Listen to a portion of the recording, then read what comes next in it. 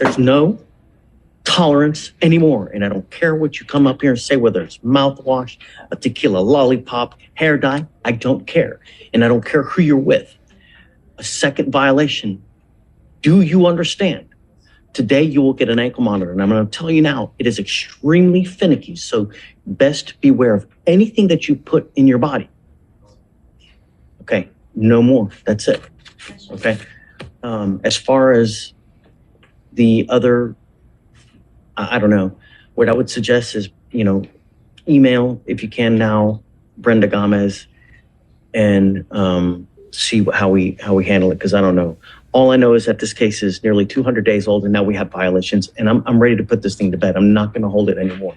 Yes, so, I'll give you guys to the end of the week, figure out what we need to do. Okay. But you're walking a very, very thin line. Do you understand? All right, so Felicia, if we can amend it to put it on today, please. Yes, ma'am. Okay. Thank you. Good morning, gentlemen. All you guys have picked up criminal cases, and you all have worked out agreements with the state and with defense to end up pleading guilty to these cases. You are Mr. Webb. Mr. Webb, you stand charged with the offense of criminal trespass. You're facing up to 6 months in jail and or a $2,000 fine. Mr. Rubio, you stand charged with the offense of criminal trespass as well. You're facing up to 6 months in jail and or a $2,000 fine. And Mr. Gerard, you picked up a number of cases while you have been on bond. However, it looks like you have worked out an agreement. You have a total of 4 cases, and it looks like they're going to dismiss 3 of them in exchange for your plea on one of them, which is the theft, where you're facing up to 6 months in jail and or a $2,000 fine. You now have at least 2 on your record. So what happens on the next one? Right. Instead of days, you were looking at years. So no matter a pack of gum, pack of smokes, you could be looking at years in jail. Do you understand? All of you are giving up valuable rights by entering this agreement. You give up the right to a trial, right to compel witnesses to testify on behalf, confront and cross-examine your accusers. If you are not a citizen, there are possible immigration consequences. You could be deported, excluded from the country, denied naturalization. You give up the right to appeal. Once you plead guilty, it will go on your record and you cannot take it off ever again. Is this what you guys want to do? Yes, sir. Is this what you want to do, Mr. Rubio? Answer out loud. Yes, I don't know. Yes, sir. Yeah, of course. Do you want to do this? Yes or no? I don't know. I'm not sure. Do? Yes. Do you know what's going on now? Yeah. Not really. You were charged with a criminal offense. You've worked out a plea bargain agreement that you want to plead guilty to a criminal trespass. If you don't want to, you don't have to. We can do something else. If you need more help, we can give you time to get any kind of help that you need. Okay. What would you like to do, Mr. Rubio? I'm not sure. I don't know. I've never been here before. Okay, so let's give you a second. I'll have you talk to Lori. You guys can work out what you guys want to do. Okay. If you need more time, that's okay. Mr. Webb, is this what you want to do as well? No, I'm going to plead guilty. Plead guilty. Yep, so they've offered you 32 days in jail. We'll give you credit for the 32 days that you've done. So basically, it's a wash. You get out today, but understand from now on, it's a minimum of 30 days in jail. Right. How do you plead to the offense of criminal trespass, sir? Guilty. I'll find you guilty, and I'm going to send it to you to the agreement. Good luck to you, sir. Mr. Gerard, you've worked out an agreement. It's 5 days in jail, credit for the 5 that you've done. How do you plead to the offense, sir? I'll plead guilty, sir. Sir, I'll find you guilty. I will follow the agreement. If it's enhanced or abandoned. Mr. Rubio, if you want more time, we'll give you more time. You can come back and let us know what you want to do. Okay? Gentlemen, go ahead. Mr. McCormick. Careful, man. Mr. Gerard, can you please go? No, way. It's easier for them. Okay. Good morning, Mr. Reyes. Good morning. Mr. Reyes, you're charged with driving while intoxicated. You're facing up to a year in jail and or a $4,000 fine. You guys have worked out an agreement. They're offering you 3 days in jail. Credit for the 1 day that you've served. You Yes. need to understand that this charge will go on your record. It's going to be there for the rest of your life. From now on, you'll be facing a minimum of 90 days in jail for any cases like this that you pick up. No more proverbial slaps on the wrist because you now will be facing a minimum of 90 days. You get pulled over. The only thing an officer is looking at is your prior criminal history. If they see that you have a prior DWI, they come up to your car and you smell like alcohol, what do you think they're going to do? Arrest me. Right. I would never, even if you've had a drop of alcohol, get into a car because you're taking a humongous risk. You give up a lot of rights by entering into this agreement. Once you plead guilty, it will go on your record. You can never take it off. Are you sure you want to do this? Yes. How do you plead to the offense? Guilty or not guilty? Guilty. I'll find you guilty. I'm going to send you to the 3 days in jail, give you credit for the 1 day that you've done. I'm going to suspend your license for 90 days. Do not drive until you get a license. Tell me about him, Robert. Judge, he's a chef in a restaurant. He makes between $500 to $550 a week. His wife does not work, stays at home with the kids. 5 kids, 17, 2 twins, 15 years old apiece, 3 and 5 years old.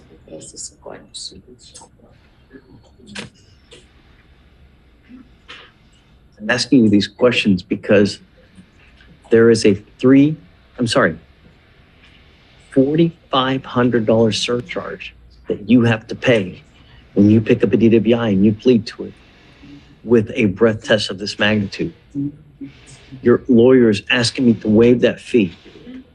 I will reluctantly do this, but I'm going to tell you now, if you come back with another DWI, it is a $6,000 surcharge, not to mention court costs of around another $500. So you pick up another DWI, not only are you facing 90 days in jail, but another $6,500 to $7,000 in fines and fees. Do you understand? Yes. Don't come back or there's going to be you know what to pay. Good luck. Thank you. Good morning, Mr. Arias Rangel. Sir, you were charged with theft. You were facing up to 6 months jail and or a $2,000 fine. You guys have worked out an agreement where they're offering you a 12-month deferred. That is a type of probation that if you successfully complete, you do not end up with a conviction on your record. But you cannot tell people it was dismissed. It was not dismissed. Shh. You merely took a probation and completed it successfully, and you don't end up with a conviction. Do you understand? Yes. You also need to understand that you give up many valuable rights. Once you plead guilty and once you accept this probation agreement, you were stuck with this until you complete it successfully, or if you get revoked. Now, I told you that the great thing about this probation is that if you complete it, you don't end up with a conviction. But you give up nearly every right known to man by entering into this agreement. If you violate this agreement, I can put you in jail for up to 180 days. Do you understand? Yes. If you pick up a new case, if you don't do any classes on time, if you do not do your community service, we will issue a warrant for your arrest, put you in jail, bring you back out. And if they prove to me that you violated it, you're looking at 180 days. Is this what you want to do? The prevention? Correct. Yes. How do you plead to the offense of theft? Guilty or not guilty? Guilty. I will not find you guilty now. I will withhold that for 12 months. To successfully complete this agreement, you must do a TRAS, which is an evaluation to see what other conditions you may need. He's done a TRAS. Yes. Low risk. Okay. As part of the agreement, you will do thinking for a change, an anti-theft class, do you know if he has children? Mr. Newley, does he have children? Do you know? Yes. Okay, instead of the community service, I think that a parenting class is probably better, you know? I will make you a deal. If you do well, if you're nice to everybody, and you get your classes done on time, you don't test positive for drugs or alcohol, I will take you off in half the time. As a reward for doing well, I will take you off in 6 months. If you do great. Do you understand? Can you get this done? Yes. All right, sir. I wish you the best of luck. We will have you meet with our probation, and then you're free to go. All right, good luck. Thank you, Mr. Miller. Mr. Sims. Judge, Mr. Galvan, Francisco Galvan, it looks like he checked in, but he's not here now. He set for bond forfeiture. He did let me know that he has an appointment to get his license situation cleared up. We've had a lot of issues with Mr. Galvan. If he's not here, I'm revoking his bond. Yes, Judge, we have a PCI offer where part of it is him clearing his license. He's had that since October. Yes, Judge. We've revoked his bond multiple occasions, He's testing positive for all kinds of, no, if he's not here, I'm revoking his bond. Judge, one thing that was interesting is that he apparently at one point he checked in, but he's not here now. He's got till the end of docket. Yes, Judge, I'm not sure. And then if he does come in, I'll text you Okay, thank you, Judge. for sure. Morning, Mr. Blunt. Good morning. Finally got you. Get run. We're gonna get you at some point. It's the long arm of the law, as they say, you know? Shh. What you need to understand, though, is that from now on, you and I will probably not be dealing with each other if this continues. You're charged with driving while intoxicated, second offense. You're also charged with assault of a family member. Both of those carry enhancement penalties, meaning that you're now will be facing on this assault. There's an affirmative finding of family violence, meaning that you can never own a gun or ammunition as a result of this.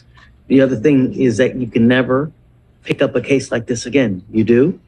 Even so much as grabbing someone's arm and just squeezing, even if it hurts, you're now looking at a third-degree felony, a minimum of 2 years in prison, a maximum of 10 years in prison. And if you've been to prison before, if you've got a third degree on your record, they can enhance that to a second degree. They can make it maybe to a 15 to life case. You got 2 pen trips, you could be looking at a 25 to life case. You pick up a serious felony. The thing that you have failed to understand yet is that perception is reality. And when you get in trouble, you got to understand, it's always going to, you understand. You give up a lot of rights by entering into these agreements today. You give up the right to a trial, right to compel witnesses to testify on behalf, confront and cross-examine your accusers. If you're not a citizen, your possible immigration consequence, you can be deported, excluded from the country, denied naturalization under federal law. You give up the right to appeal. So once you plead guilty, you can never take this off. The other thing that you also need to understand is that you're pleading guilty with this DWI second, a third DWI. You're looking at a felony DWI, and then it's 2 to 10 in the penitentiary, another third degree. You get into a car, you get pulled over. What do you think an officer's going to do? You think they're going to give you a hard time? Probably. So don't give them the ammunition to give you another headache. How do you plead to the offense of driving while intoxicated, second offense? How about the assault of a family member? You understand that there's affirmative finding. So another one of these, no matter how trivial it may be, you're looking at up to 10 years, huh? All right. I'll find you guilty on both cases. I'm going to follow the agreement. It's 7 days in jail on one or on both cases, and we'll give you credit for the time that you've done. I am going to suspend your license for a year on the DWI. Don't drive until you get a license. You will perpetually go back to jail until you get everything straightened out with regard to driving. If you don't have the registration, you don't have a license. Eternally right back and forth, back and forth. Do you understand? It's not easy to do things the right way. And you get rewarded when you do. Good luck. Thanks. Nevertheless, he's in custody. He immediately asked me about a time served. I told him I didn't like that for him. I'm not doing it. Well, that's why I wanted to talk to you, because I figured. The last thing I'm going to do is we're going to ruin his life by just racking up convictions and just going to get out. I'm with you, and we won't do it. So then I would say we probably, if we could, set the matter for trial.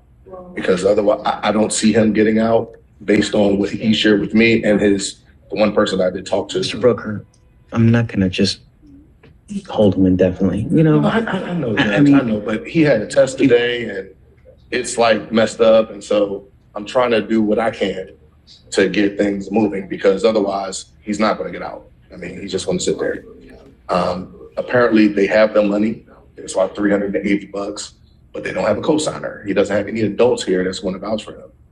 So I'm talking to children about his case, like some 19-year-old in another state is really, Hey, really. Stephen, do you mind bringing out Mr. Smith, please? How's jail? You know, Mr. Smith, we want you to be the best person that you can be, right? And part of what you need to do and what we're here to do is teach you how to grow up, to make better decisions. You know, you have no one that's going to bond you out. These are things that you think about when you go out. If you are hanging around with thugs, people will treat you like a thug. If you, perception is reality. These are things that you think about when you're out there, whether you're going to a party, whether you're hanging out with other friends who like to smoke weed, whether you're going to a park and you know that there are people that are not good for you and you're still doing that. These are decisions that you need to look at and to think, okay, if I do this now, what potential bad things can happen? I'm on bond for a criminal case and I don't have anyone to bond out. I got a test on Monday, yet when you're out there, always consider the negative of what can happen in every decision you make. You are now in jail. You've missed a test, allegedly, because I don't know for sure. It could be blowing smoke on my puppet. I would never even know, right? Am I supposed to feel sorry for you now that you have 2 assaults? You just doing your job. Right. But what I want you to do is I want you to learn. And you got 2 assaults and you still haven't learned. So what do we do to ensure that you now, if we let you go out in the street, you're going to make the right decisions? What do we do? Because I don't know. I want to let you out. I don't want to keep you in. But you're your own worst enemy. If I let you out, I know that you're just going to continue to make a bad decision. So we're at an impasse. It's a dilemma. It's a fork in the road. Situation is a little different today, Judge, after a weekend in jail, seeing how easily Mr. Smith can lose his liberty if he is not 100% compliant with bond conditions. He hasn't just heard it from us now. He's actually experienced it. So that's different. And I would think that matters to him as he understands how quickly things can change in his situation. How many times have we put him in jail? It's only the first time, Judge. We tested him. Revoke his bond once, am I not? No, I don't think we have any bond revocations. Trying to, Mr. No, we appeared initially and he had a drug test and we had a conversation. You admonished him, but this was the first time he actually went in. And how many violations have we had? It was only the one dirty UA, Judge. At least that we spoke about. Here's my other, if I were to go send you for a drug test now, what would pop up? It's a rhetorical question. I don't want you to answer. But that's what I'm also thinking about. You know, me, you're in jail, you picked up a new case. I've repeatedly asked you to not smoke weed. You've tested positive already once. If I send you for a test now, what's going to happen? I don't know. All of that before he had to go to jail. Now he sat in jail and can't get out. There's no way for him to get out. He understands that. So I would think that would change his mindset. He's intelligent and he understands, but still 17 years old has to sometimes hit their head to learn and understand what those consequences really feel like. Living now. I still with my best friend in Humboldt, Timber Forest. I just started staying there like 2 days before I came to court. And even have a stable home. Well, the order and the request of the state was to stay away from grandmom and don't go there and don't ever go back. So He hasn't. Have any other parental figures out there? I'm sure, I don't really know too much about my family. Yeah, just pretty much, I don't know too much about my family. They really don't want nothing to do with me. So I just be alone. And just somebody that purported to be Tristan's mother did reach out to me, but indicated that she could not help or didn't want to help, because I asked those questions too. Wasn't Take him prepared. in? No, sir. This was about 2 or 3 weeks ago. So I mean, he's truly on his own. Again, the person I've been speaking to purports to live in Georgia and is young himself. Can't come here, can't do anything here. So our hope was that he was able to make bond because it is reasonable. It's a reasonable amount of money, but the bond company won't bond him out without. But even, Mr. Brooker, even if you bond out, if you continue to make the bad choices, you're going to end up right back here over and over and over. You know, he's telling me that you want to plead guilty just to get out. I'm not going to do that because I'm not going to let you ruin your life. Because when you end up with these assault convictions, you're all but ruined. You know, do you think people hire assault convictions? You think you're going to get a job? You think you want to go to school to study this and that? It's all for naught, because when you start racking up convictions, life is hard enough as a Black young man in society today as it is. And when you start racking up convictions, it only makes the life more difficult for you. That's hard enough as it is. And you're not getting it through. If I go drug test you now, what is the result? Even after months of me preaching to you not to use. I don't want you to answer the question. What I'm trying to break through to you is that I have repeatedly told you not to use. I've repeatedly I've told you not to hang with dogs because you're going to get fleas, and not you caught yourself a damn flea. I don't know. I want to let you out, but I can't trust you. So where we are with it now, Judge, state made the offer. We understand your position on it, which I thought that would be the case, that you wouldn't accept that plea. So I'd like to move forward as quickly as we can. Who is the best friend that you're telling me that you were in the state with? How old is this person? She's 18. And who does she live with? On her own? You know, she stayed with her mother. Me and her mother have had a talk about me staying there. And she said that as long as, you know, I do what I continue, well, she said as long as I continue to, you know, keep up with my schoolwork and stuff and, you know, keep going to school. She said she don't want to let me in her house. So as long as I continue to go to school and stay out of trouble, then I'm good there. And she understands that I have. If I can verify that there's a parental figure at that house, I will let him out. I'm going to put a monitor on you and I'm giving you a curfew. But if you can somehow verify, Mr. Brooker, that there is an actual adult living there, it's not just an 18-year-old just hanging out, 17 and 18-year-old, then I'm down. But I got to know that there's some kind of adult figure there so that we know there's at least some kind of supervision, not 17 and 18-year-old hanging out with each other, because that's a disaster in the making. I don't want any more disaster. So if you can verify that, I'm down.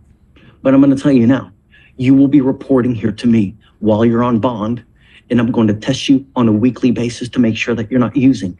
The next time you test positive, so help me. Do you understand?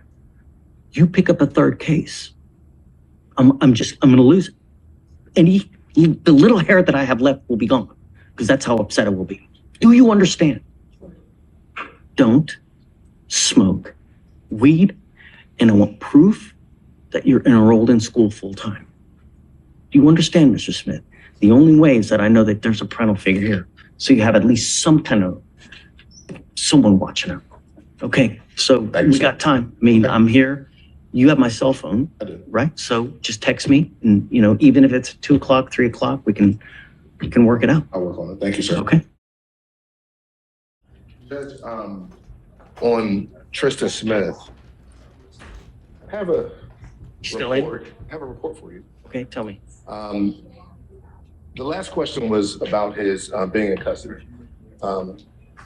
You mentioned that you were willing to let him out, and I assume no personal bonds, if we could show that he would be staying with an adult. I talked to a Miss Palmer, who was the woman that he was referring to. Miss Palmer is okay with him living with her, but she has some issues with the bond conditions. She does not want an individual living in her house with an ankle monitor. And she said she wanted to express that she is not his mother. Although he could stay there, she wanted to make sure that, I think she didn't want to take on any responsibilities that, Sure. you know. So I told her I understood that this was merely about living arrangements, so we understand it's temporary and all of that. But she said she was fine, but she just cannot do the ankle monitor. So I wanted to bring that to your I don't attention. understand what that means. She doesn't want an individual in her house with an ankle monitor. I guess it's something she's never come in contact with and feels strange. I don't know. She does understand that he's accused of a crime and that he's going through a criminal process, but this was her sticking point. Not what I anticipated, but that was a sticking point for her. So I wanted to bring that to your attention, and I guess my ask would be, would you be willing to amend that condition? How were we able to monitor him then? How would we monitor him? Yeah. How do we know he's not going out in the middle of the night? Just Well, we wouldn't. What we could do is, of course, what you said you would do, which is random UAs every time he comes. We could do frequent appearances for him. I mean, there's other. I mean, It's we a don't hard- know where he he's has a 24 hard hours time. day. it's a hard time making it here, you know? He does. He So does. we're But gonna, I did discover that there may be some resources available to him that I'm working on in terms of transportation. So I think we can remedy that, and that's through MAC. I think we can remedy that. But that was the first thing, because I mean, he's been in jail the whole time. He hasn't been able to get out, cannot make bond, doesn't have a co-signer. She's not willing to be a co-signer for him. So it's either going to be he sits there, set it for trial, or the state makes an offer that you're willing to accept. That's kind of where we are at this stage. So that was the first thought, is whether you'd be willing to amend that condition. That'll get him out. He'll stay with Ms. Palmer while we work out these cases.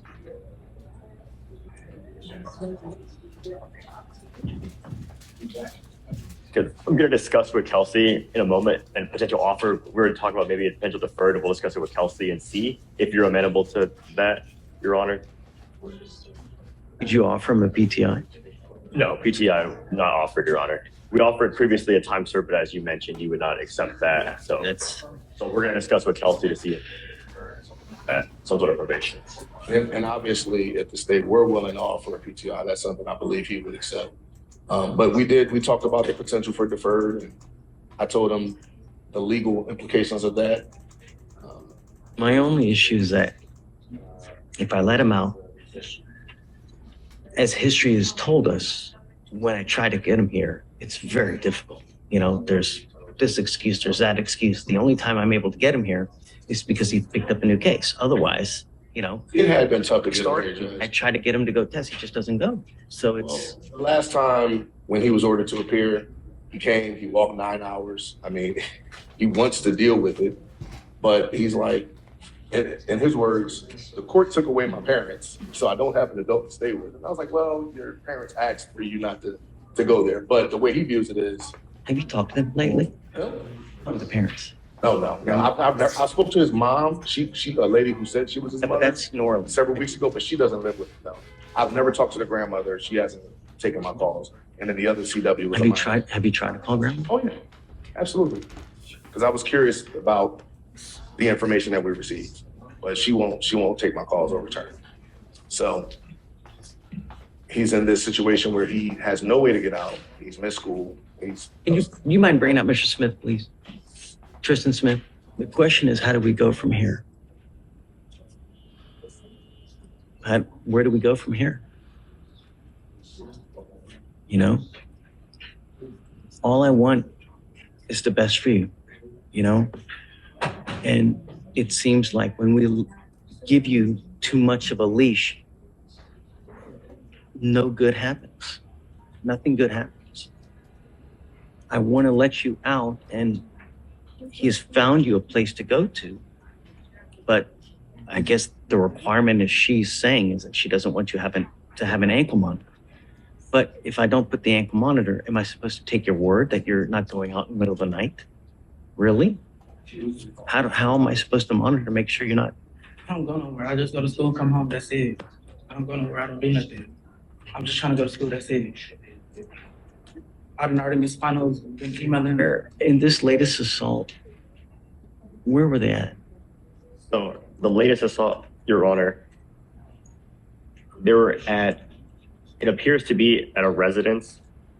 And then that's whenever they got into a group fight with the defendant and another female attacking the complainant. Okay. I'm going to give you another chance, but I'm going to tell you now, 3 strikes, you're out. If I find that you're using marijuana, because I'm going to test you like crazy. As of today, I'm going to test you again in 3 weeks. If you test positive, it's not going to go well. Do you understand? You pick up a new case and I don't know how else to get through to you, but if this is the only way, then this is the only way. I mean, somehow we have to get your attention. You need to make better decisions. If you come up across where there's going to be a fight, walk the other way. If you are hanging out with people who you know are up to no good, that they're going to go smoke weed, go the other way. If they're asking, hey, come on, let's go to the club, don't go. I don't want you out in the middle of the night. So you still have a curfew. Do you understand? What is reasonable, Mr. Brooks, do you think? I have practice, so it would have to be like after like 9 to. I would say 9 o'clock, Judge. Okay. 17 years old, school activity should be finished by 8, I would think. Okay. You must be at that house. What I'm going to do is I'm going to have, because since she doesn't want the monitor, okay, but what I'm going to do is I'm going to have pretrial call you at 9:30 at night to ensure that you're at home. You're not going to know when they're going to call, but I'm ordering them to do that. So they're going to call. And if we call and they ask for you and you don't come to the phone, it's not going to go well for you. Do you understand? Okay, so the bond condition is to stay in school full time, and I want proof. I'm not going to take your word for it. I want proof that you're actually enrolled in school. No drugs, no alcohol, no contact with the complaining witness in this case. Do you know who the person he was with by chance? Say again, Judge. The person he was with? In the second case, the young lady, she was not mentioned, or I don't know who she was. No bars? She was my ex. She doesn't live with office. No, she stayed all the way in Tennessee. I don't even be in Tennessee. No bars, no clubs, anything of this nature.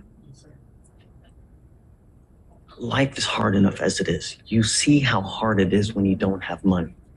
Life doesn't get easier the older you get. It only gets more difficult, especially being who you are in today's society.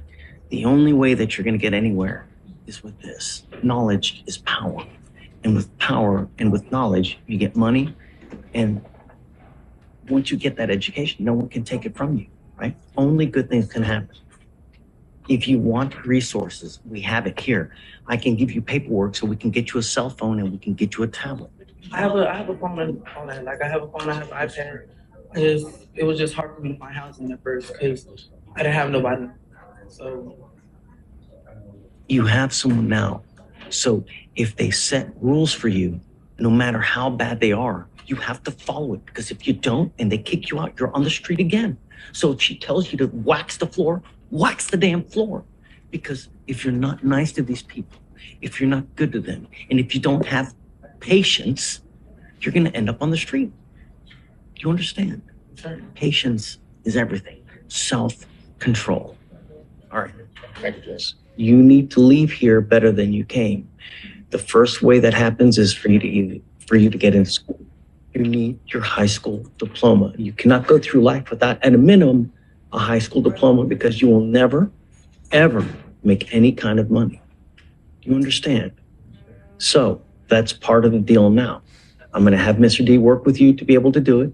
I have a bunch of paperwork I can give you to enroll into free classes to do it. GD, I can't go back to school. I'm too old. That's okay.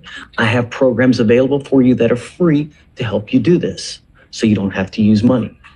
We have resources. All you need to do is show the effort that you want to get it done and you can get it done. But at a minimum, you need a high school diploma. Going through life 17 without this and doing nothing, either working, this is not a good way to start, because you're going to end up invariably, like here, life is hard enough as it is. And if you don't have money, if you don't have an education, if you don't have some kind of prospect going forward, life is really going to go down the tubes. I'm telling you, life is miserable without money. That's why people get divorced so much. People always fight because they ain't got no money. When you don't have money, it's a really miserable experience. This life is a good journey. It could be a great one or it could be miserable. Do you understand, Mr. Jones? The first thing, no more smoking weed. If you stop as of today, when I test you the next time, you should be negative. If you are, we will all be jumping up and down and happy. But if you test again positive, it's not going to go well. Do you understand? You're on notice now. Number one. Number two, I'm going to bring you back in about 2.5 weeks. I want to see what you have done to start enrolling into a GED program. Do you understand? Who do you live with now? Do you have a mom and dad around? I got a dad, but I don't know none of my people. Okay. If you ever need anything, we're here for you. If you want a job, we can try to help you find one. But you need to get into school. You need to get an education. Knowledge is power, and it'll take you places. I got GED. I go to school. I don't got no transportation. You can do anything online. You should be able to do everything. Do you have a computer, or do you have a phone or something? I got a phone. It's not on. Straight, I just got out of juvenile. Just got out of probation the other day. I'm still trying to find my. Where's Shatori? Do you need a list of the bosses? Well, we got to find a way for him to do it because he doesn't have a phone, doesn't have any kind of resources. Is Shatori in her office? I just teased her. There's no excuse. I'm going to give you papers now to give you a list of providers that will give you a free phone.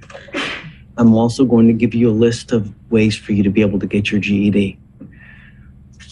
We will help you as long as you come here and show us that you want to do it.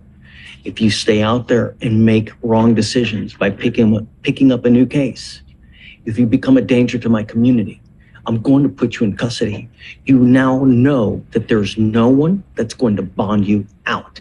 You're out of jail now because I gave you a free bond.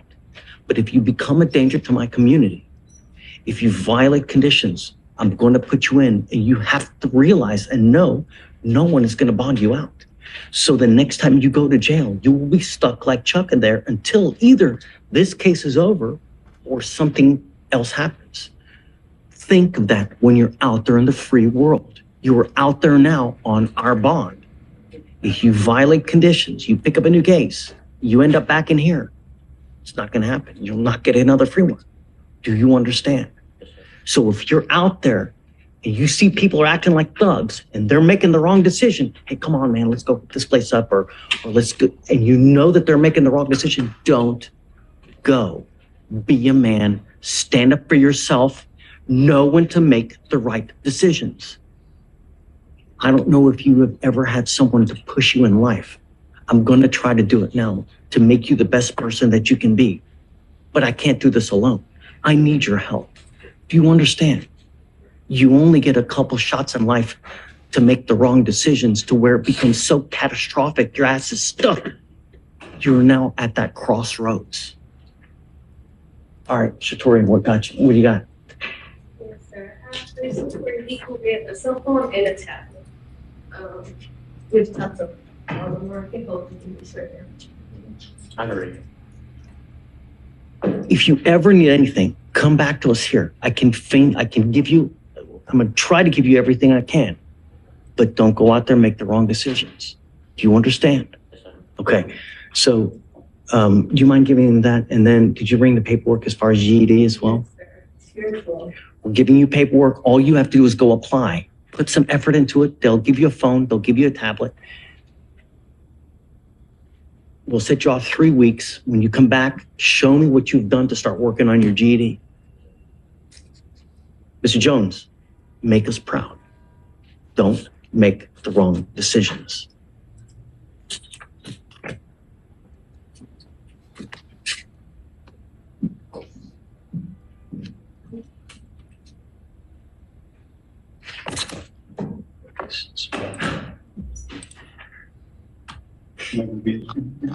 Thank you. Mr. Jones, make us proud, man. Corey, I'm so sorry I didn't see you. I had a bunch of windows up and I didn't see you. No worries. Come up. Is it done? Yes, ma'am. Come on up.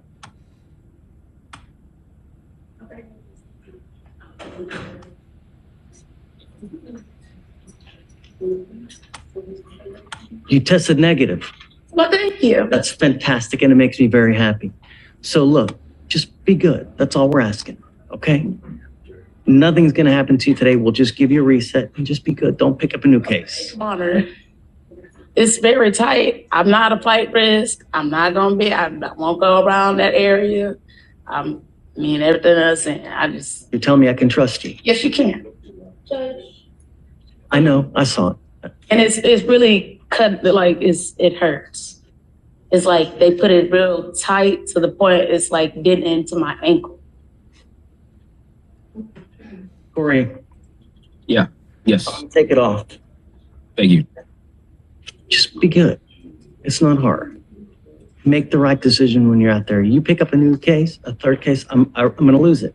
Okay. You understand? Gotcha. Just be good. Talk to Corey. He's gonna help you out. We'll take it off now. Okay? All right. Well, the evidence was we able to run the camera. It's gonna You take and I will talk about that. Okay. Simmons Urban. It takes time. I mean, they gotta talk to the people. They gotta get it. It takes at least 2 weeks. Okay. But don't worry. Don't go back. I won't do it. I won't go back there. Be good. I will. All right. Take care. Thank you, Judge.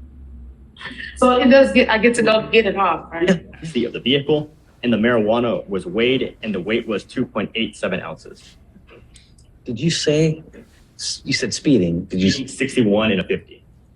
Okay.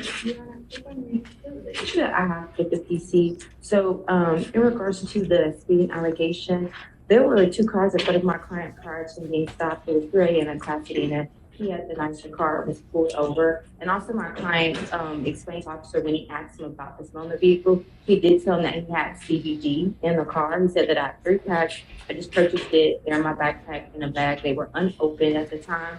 The officer did take the bag so that he wasn't he didn't know how CBD looked or smelled, so he was just going to find it to be marijuana and would take him in for that, even though my client did give up credit that it was CBD. But if it's CBD and it's unopened, it wouldn't smell, right? Because it's vacuum sealed. Well, no, he said he smelled something in the car, but the substance that he found in the packages, they were unopened, and those were CBD. That's what he said that he found to be marijuana. But my client let him know that this is CBD. It's in my backpack. When you search, you're going to find it. It's going to be in there. But I purchased it earlier today from the smoke shop. And so when the officer did retrieve them out of the backpack and asked about it, he's like, well, I can't tell the difference between, what CBD and marijuana is. I only know marijuana. So I'm going to have to take you in on that. What form is this CBD in? It was like in a little, Is it? it was a flower. So, It is a flower. so I do know that the CBD flower and cannabis flower, they look very similar. So Your Honor, if I may, so as the DIMS establishes, so the odor was enough from the search, and finding that leafy substance is enough, because upon further testing, it may or may not, but just for the purpose of probable. So I think for probable cause purposes, I think it's enough because the odor, right? Now, they're going to test it. If it tests different, then there we may have an issue. But as far as probable cause, and your record speaks for itself, Mr. Moore. Anytime you get pulled over, what's going to happen? You know what I mean? This is what? 1, 2, 3, 4, 5, 6 marijuana case. Anytime you get pulled over with your record, what's going to happen? Every single time. So why give them a reason? Really, we keep coming back and forth and back and forth and. No. Can you run his license if he has? All right, I'm not going to put any conditions. Just be careful. Don't pick up any new cases because I'm going to lose it at that point. You've got a great lawyer. Listen to her. She'll take care of you. If she tells me she can't get a hold of you, I'm going to revoke your bond. Just be good. Don't pick up any new cases. If you're gonna drive, make sure you have insurance, car insurance, all right? Okay, guys. Thank you. Yes, ma'am. Yeah. Was today his regular setting, or was it a setting that we brought him in because he has bond violations? This is regular setting. Okay. We had accepted the plea offer and we're ready to move forward today, before I got that email. I have here that you have bond violation, Mr. Harrison, in that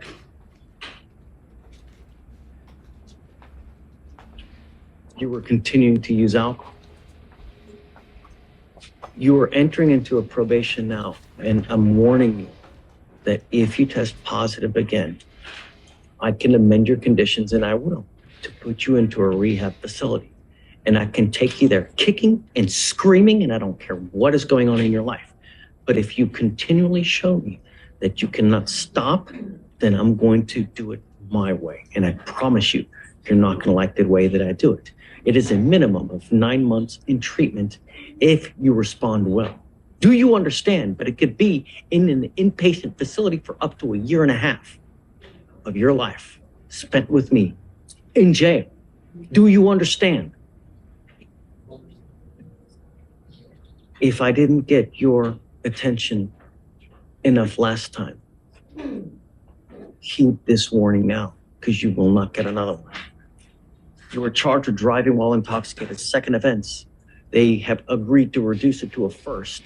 And I hope that you thank them, because thereby you are now not going to do 5 days in jail, because that would be the mandatory minimum for you if you plead on a second. But I'm going to tell you now, I'm going to keep you on a very short leash. And one false move, they're going to file a motion to revoke. And if they prove it to me that you violated this probation, get ready. For you to complete what are you pleading to is 180 days in jail to be probated for 15 months. As part of the conditions, you will do a repeat offender DWI education class. 2 victim impact panels. You must also do a TRAS. This TRAS is an evaluation to see what other conditions you may need. If they assess other conditions, which in my guess they're probably going to, you must fulfill those. It can be so much as intensive outpatient treatment, supportive outpatient treatment. Because you're continuing to drink while you're on bond for this case, it may very well say that you may need inpatient treatment. I don't know. But that's what you're agreeing to now.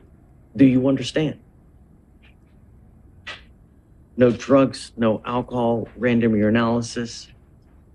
You must maintain a guardian interlock and a $100 one-time donation to MAD. One more thing that you must recognize here, that there is a requirement for a no breath test refusal. If you are driving in a car and you get pulled over, an officer asks you to submit to a breath test, you must submit to it. If you fail to, then they're going to take you to jail and you're in violation of this probation. Do you understand? You give up many rights by entering into this agreement. Once you plead guilty to this offense, it will go on your record. This is number 2. What happens the next time, Mr. Harrison? If I had one strand of hair, every time someone told me that it wasn't going to happen, I would have flowing, beautiful locks. You need to know what happens if you get pulled over again and you get charged with another DWI. What happens next time?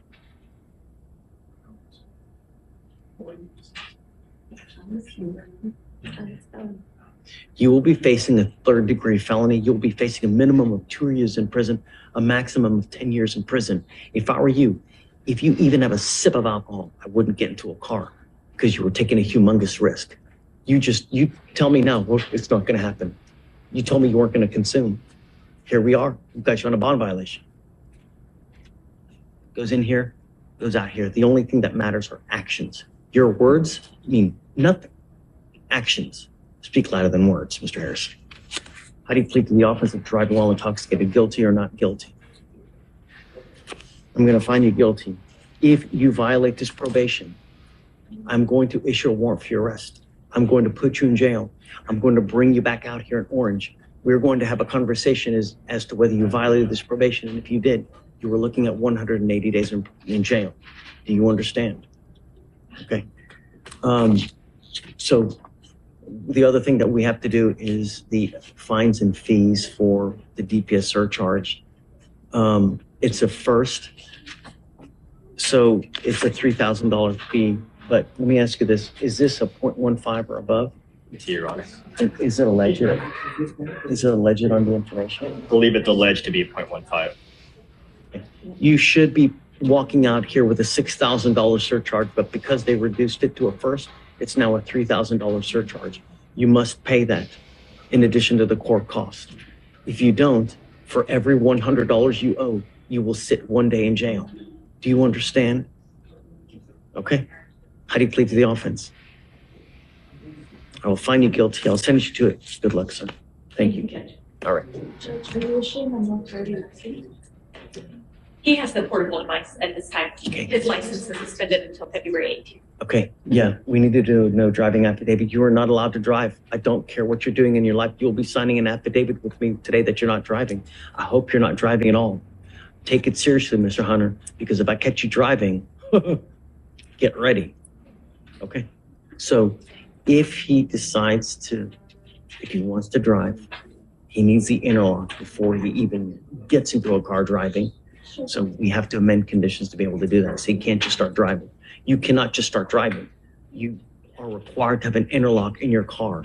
There is a paper that we sent to DPS so that every officer in the state knows that if you drive, you're supposed to have an interlock. You get pulled over and you're driving and you don't have that interlock, they're going to take you to jail. You understand? Okay. Talk to Kim. She can help you out when that time comes. Let's do this. I'm not going to do anything until this lawyer gets here. All I know is he's got 3 open cases. They're all at 7503 because you continually take off. You come to court when you want to come to court. You don't come to court. People say don't come to court, you too much probation. Let's wait for your lawyer to get here. We'll see. But all I know is you've got 3 open cases. All the bonds are 7503, which indicates to me that you've taken off 3 different times. So let's see. So just take a seat for me. I mean, I'm not going to argue with you. I'm going to wait for your lawyer to get here, and then we'll go from there. But you're supposed to come to court when the reset says, not when you want to come to court. No, he told me not to come to court, Judge. He said not. You can come to court, right? But you're supposed to come to court when the reset says. And we have multiple instances of you not doing that. I mean, I don't know how else to say it. So let's wait for your lawyer to get here, and we'll go from there. Just take a seat. So Judge, there was misunderstanding on the case. So on his older cases, his appearance was waived. He wasn't required to come to court. It's when they did the new 2B on the new case, which I believe is beer and a bag of candy. And so that's when I tried to contact him, get him to come in.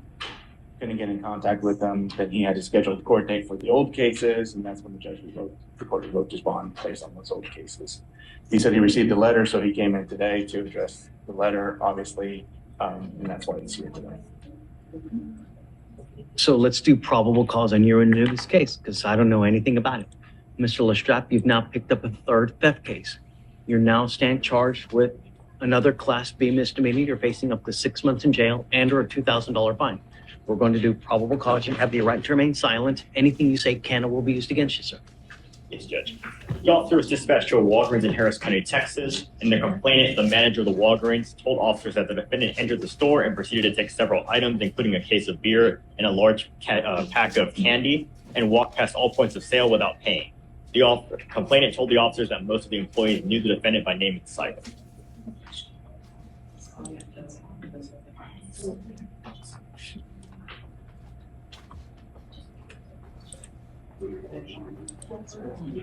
Where is the trespass and the theft, the prior trespass and the prior theft? Can you tell me where those are?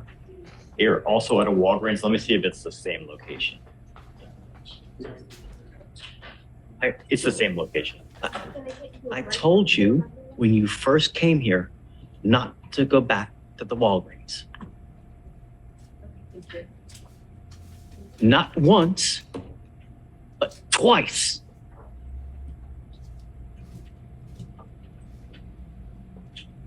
What should I do now, Mr. Lestrap? What should I do? You tell me. Just for the court's knowledge, my client is homeless. He doesn't have a place to stay, no employment.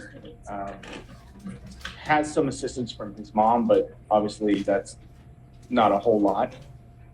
That's the number. That mom over there? I'm not sure. Yeah, I can see it on. Did you come with mom today? Yes, sir. See it on. I don't know what to tell you, but here in court, we have resources, right? If you want resources, we're happy to give it to you. We had a kid in here yesterday, giving him resources to get a phone and a tablet. If you want a place to stay, we can find you a place to stay. If you want something to eat, we can get you something to eat. But how on earth can I continue to let you go when, number one, you don't come to court? Number two, you continue to go to the place we tell you not to go. Number three, you continue to pick up cases when we tell you not to over a damn case of beer and a large pack of candy. Mr. Lestrade, they know you at that Walgreens. Every single time you go back to that Walgreens, you have about every single eye in the sky looking at you every 15 ways from Sunday, watching your every move. Yes, sir.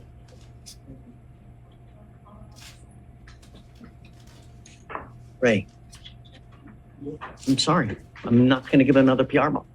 You know, perhaps, I don't know, but you're not getting it. Can we at least address the bond, though, Judge? Because I believe the bond's at. Absolutely happy to. I agree that they're high. And what do you think? Judge, I'd be asking for 500 on each case. Okay, done. But the revolving door closes today. Yes, sir. It goes with you. I'm with you though. Appreciate it. All right, Mr. Lestrade, it looks like you've worked out an agreement. Come on up.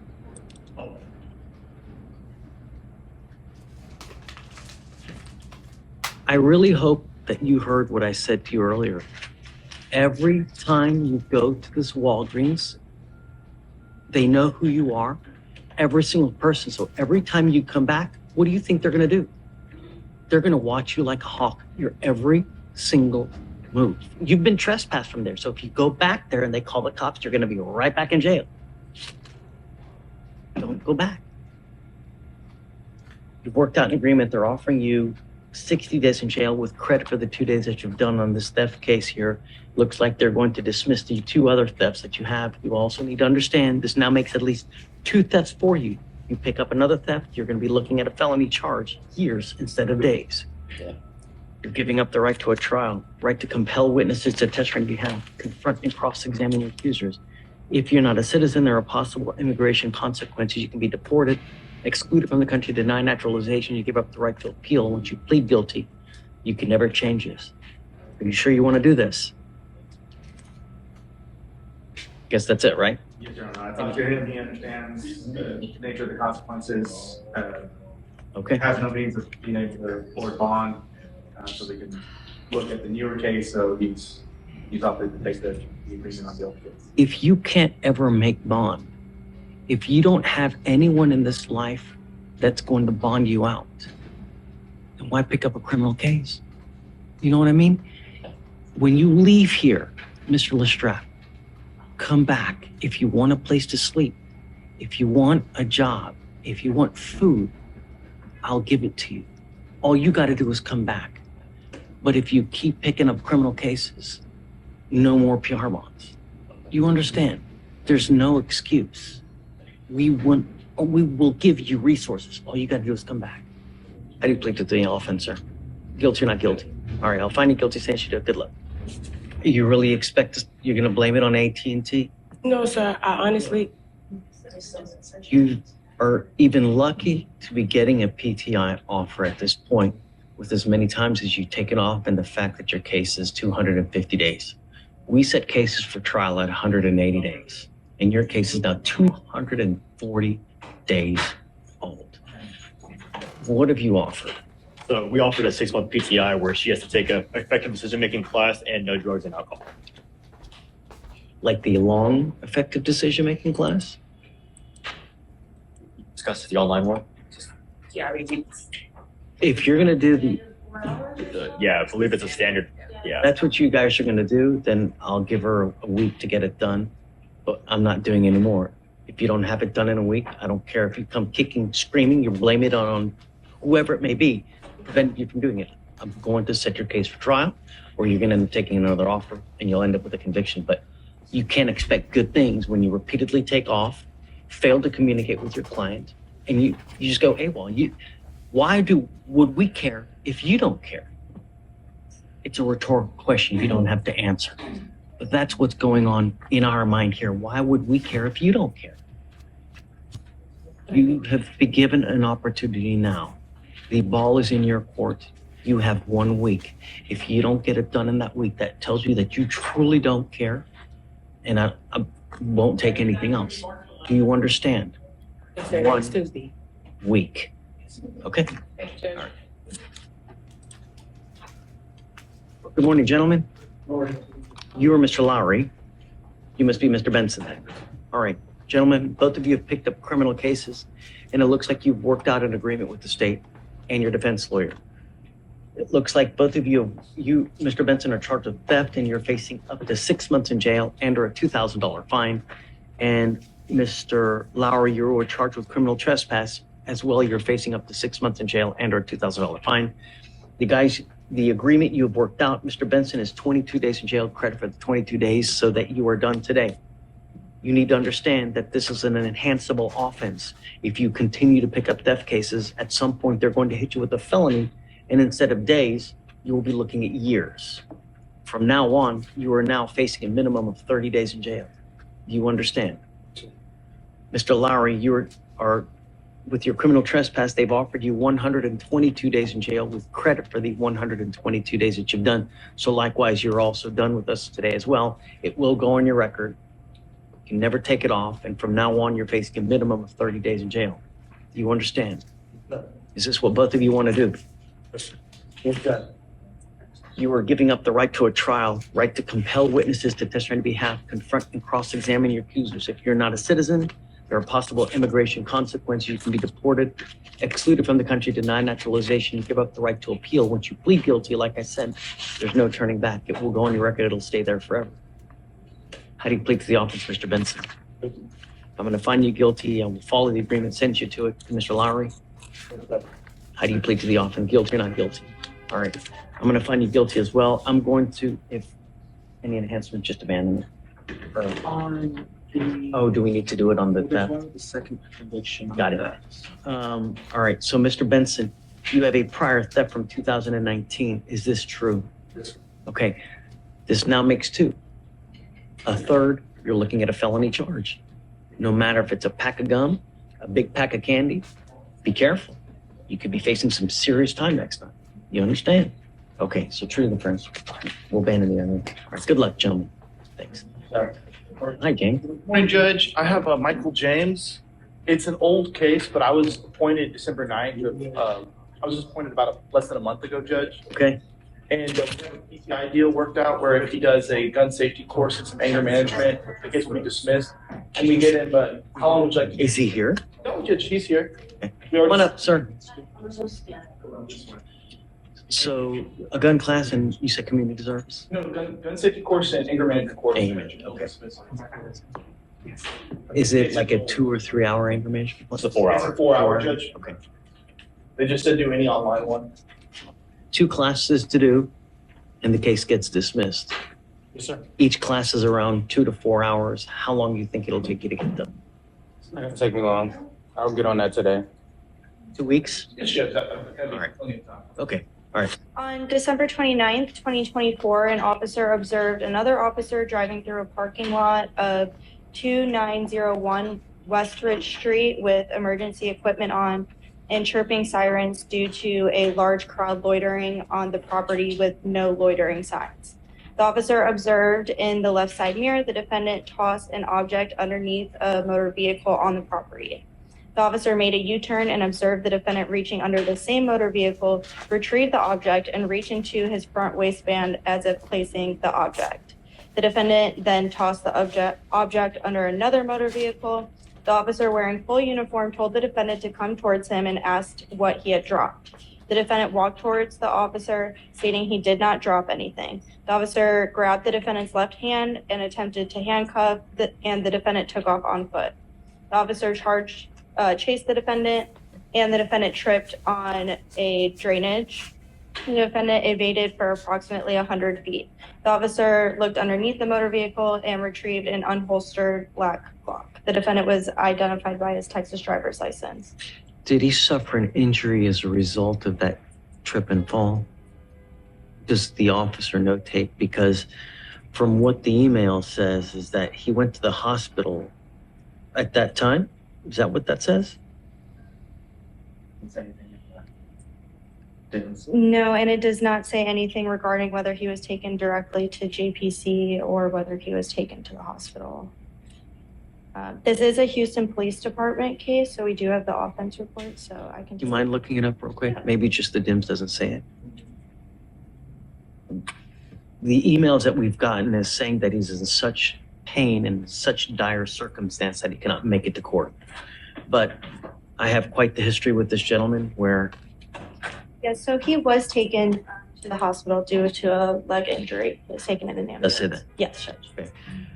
So I've appointed you to represent him. If you don't mind reaching out to him to see how bad is it, when can we get him here, how, and we'll go from there. I did see he has felony on the 30th, so I'll see if I can get in contact with him and find out if he's going to come to that, and if so, we'll just do it the same day. Yeah, I'm okay with that. Okay. Right now, Okay, great. Okay, perfect. That way you can, now, one more thing. In the past, he has also emailed me with a bunch of stuff before. So when you reach out to him, don't call me, don't email. It's been quite, just please. Yeah, okay. You stand charged with criminal trespass. You're facing up to 6 months in jail. We're going to do probable cause again now that your lawyer's here. Okay, please, Judge. On December 30th, 2024, the officer was dispatched to a doctor's office in Harris County, Texas, in regard to a criminal trespass. The officer made contact with the complainant and the witness, who both stated the defendant had an appointment at the doctor's office several hours prior, was asked to leave, and the defendant stated he was not going to leave. The officer found the defendant, and the complainant and witness pointed to him, stating that it was indeed the defendant. The officer told the defendant he needed to leave or he would be arrested, to which the defendant refused, stated, "Let's do this," and turned around, putting his hands behind his back. It's the witness. So let me see, Your Honor.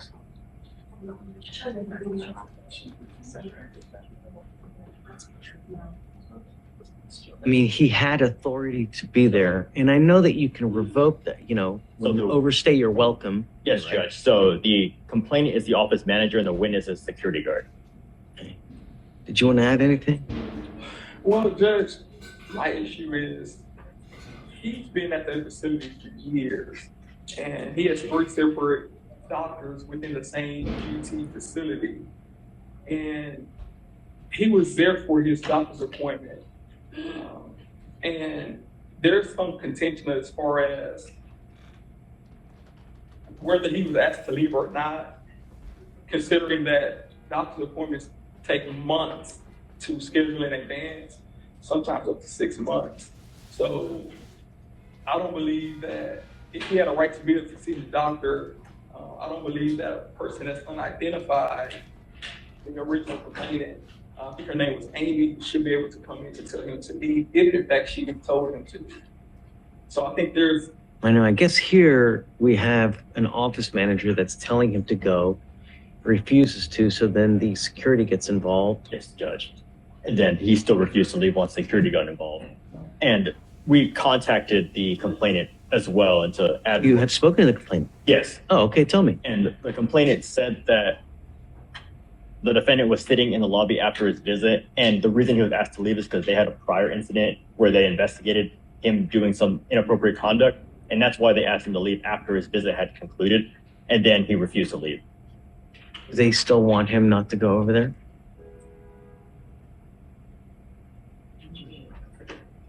I mean, I think that there's probable cause to go forward now. Did you speak to them? Tell me. They said he's no longer a patient. No longer a patient. Okay. So you can't go back there.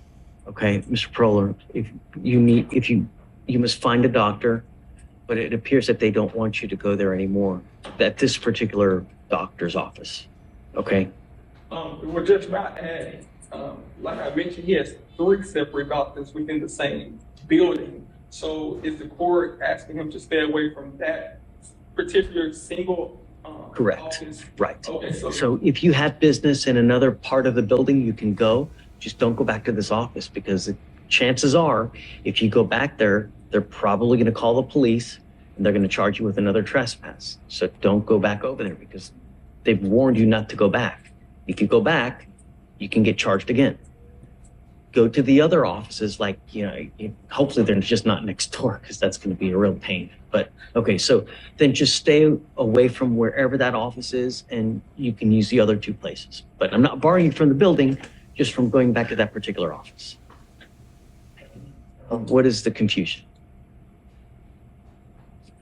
Oh, I want to bring to your attention this alleged other incident. Doesn't matter. Yeah. Okay. It doesn't matter. The only thing, my concern is going forward. Right. You were on notice now that you're not supposed to go. What suite is this? It's a UT Physicians Bel Air station, so I don't know how they organized that office there. So I think just one system. It's not necessarily separate offices, like different. If he has 2 other doctors that he sees there. And that's part of the issue, because again, it's part of the same system. So I don't know. They do have multiple doctors there, but it would be at the same facility.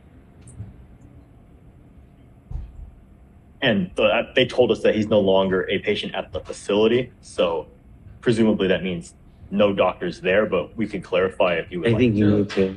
Yes. You definitely need to, because this could be a potential problem. Yes, we can And certainly he's saying he's still seeing 2 other doctors Yes, there. Judge. They may not know of the other 2 doctors.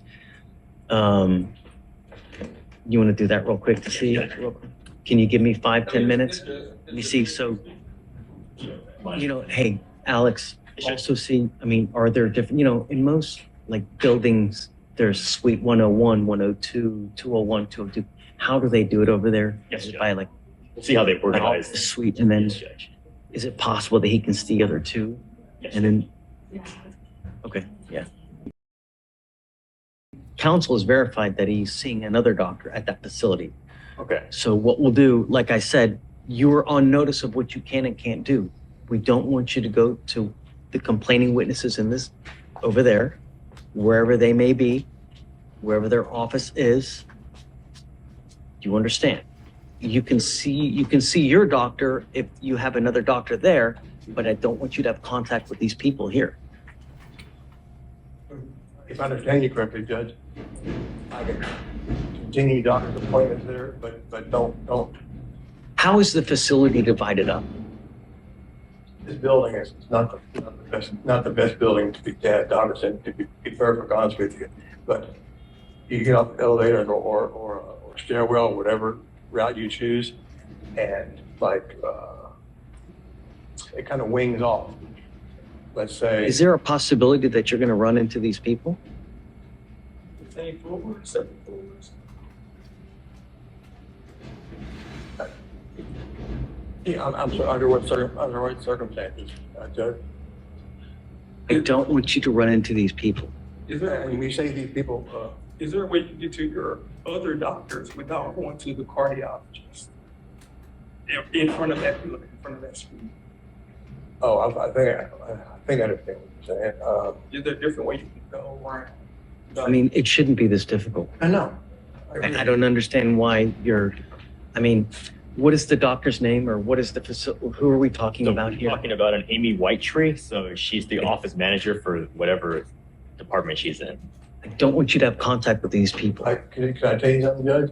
I don't know. I mean, I now know who she is, but she did not identify herself on the date of the incident. Okay. And she didn't have a UT badge or anything. Some woman came and talked with me. Now I understand she has a name. I sure would like to hear the white man's name, if that's okay with you all. I don't want any more issues. If they call me and they say that you're becoming a disturbance there, I'm going to revoke your bond and I'm going to put you in jail. Do you understand? I don't want to make this any more difficult than it is. You know what you can, you know what you can't do. The condition of your bond is you're not to have any contact with the complaining witnesses in this case, not to go where they work. They don't want you to go where they work. That's it. If we get wind that that there's any issues, only one thing's going to happen. You know what you can and can't do. I just don't know how else to explain it. But I understand. That's yeah. pretty clear. And that'll be the only condition, Judge. This is his first contact with law enforcement. He's the retired captain of the Houston Fire Department for 22 years. Okay. So he's not going to be in trouble whatsoever. Yeah. It's still misunderstanding. Yeah, and if it gets to the point where you may need to find another doctor because it becomes impossible for you not to run into them, but you're the one that's on bond for this case, right? We'll give you as much as we can, but I just don't want any more problems. I don't want them to live in fear. I don't want them to live in, oh my God, is he going to come back? No, we've told you what the expectations are. That's it. Okay? If you have any questions, you've got a lawyer. He can help you out. If there are any issues that arise in the future, you can always come back here. We have an open door policy, so we're always here for you, whatever you may need. Don't take matters into your own hands and just be good. That's it. We'll have conditions for you to sign after you're done with that. Then you're on your way. And appearances are way for. Correct. So because you have a lawyer, I will waive your appearance. You don't have to waste your time coming to court here, but you must stay in touch with counsel and he will tell you when you have to come back to court. Sure. If he tells me that you've gone AWOL and he can't get a hold of you, you're not answering phone calls or text messages, that's when we revoke bonds. You pick up a new case, I'm going to revoke the bond. Okay? All right, guys. All right. So they're going to have it filed, by sign it, and then you're on your way. Okay. Of course. Thanks. He is made bond here on our case, and I think we need to get some bond conditions put in place. I talked with the state. We're amenable to no contact, no going near the protected address that is the subject of the individual. I'm going to put a monitor on you. You're a flight risk, and you're on felony probation. You continue to do whatever you want to do when you want to do it. The court system doesn't work like that. And I'm going to tell you now, you ever take off on me again, I'm going to make your bond so high you'll have teeth falling out. Do you understand? Sure. We'll now get a leg monitor so we know where you are at all times. It's a GPS monitor. If you fail to charge it, I'm going to revoke your bond. All you're doing is enriching bonding companies every time you take off, because all we do is we revoke it, raise it, you're throwing money. So if you have a lot of free money, great. Do you understand? For sure. You're not to have contact with the complaining witness. You're not to be in possession of any weapons. Do we know what is expected with the TRAS or no? I don't at this moment. No. I think that just. When is the TRAS set for? Do you know? February. And I think the felon date set February 19th. So I'm not going to hold this case open for that long, right? So we need to figure out a resolution here. So what I'll do is I'll give you, 3 weeks. When you come back, you guys need to let me know what you want to do. But there's no way that I'm holding this case open for that felony case. No, you need to decide what you want to do here. And then when you come back next time, you must either accept the plea bargain or I'm going to set your case for trial. Do you understand? Okay. Yes. All right. Okay. Gotcha. See you in 3 weeks. Hi, Judge. Thank you for joining us. Yes, Judge. Sorry, I've been running all around today. Good exercise. Yeah. Unless it's virtual, then it's no exercise. No, it's been in person for most of it. Do you want something? Is that what you want? A bond, Judge. Ask for a bond. Okay. Are you Miss Troyanne Marie Britton? Miss Britton, you are charged. I'm sorry. You are wanted out of Georgia, Fulton County, Georgia, specifically for possession of a firearm or knife during a commission or of an attempt to commit. I don't know what, it just ends there. To commit certain felonies. Your lawyer has asked for me to set you a bond. I don't know. I don't know anything about you. I've never met you before. So I got to see who you are as to see whether I'm going to set you or not. You know, one of the main things is, are you a danger to our community? Number one. Number two, if we set you a bond, are you really going to go back, or are you just going to take flight? Those are things that we're really concerned with here. Amy, tell me about Ms. Britton. Or Katie, or is it you? Or anyone? Yes, Judge, I'm here. Okay. I would be a little bit concerned, Judge. I am seeing 2 failure to appears already on her criminal history. I see a possession of a pistol by a person under 18. Wait, what was that? A possession of a pistol by a person under 18. Interesting charge. And then I see a failure to appear. I see possession of a controlled substance, marijuana charge, willful obstruction of law enforcement officers, and aggravated assault, theft by receiving stolen property, driving without a valid license, another failure to appear. So I am a little bit concerned. That's 4 failure? No, I'm seeing 2 failure to appear, Judge. Were they fugitive cases or just open cases elsewhere? And where is all that history from? So I can't tell, Judge, if it's a fugitive case or not. I see that it's out of Fulton County. Let's see. I see Atlanta Police Department. It looks like most of these are out of Fulton County, Judge.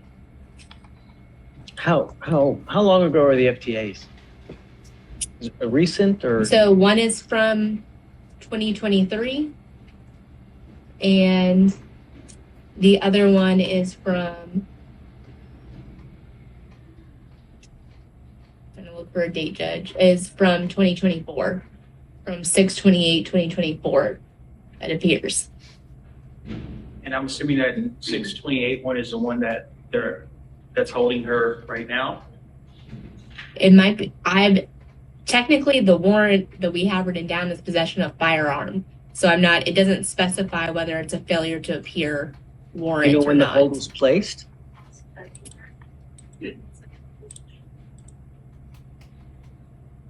Let's see.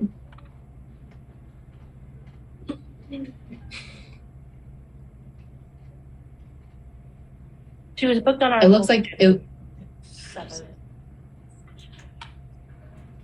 I'm sorry, it looks like it's from February of 24.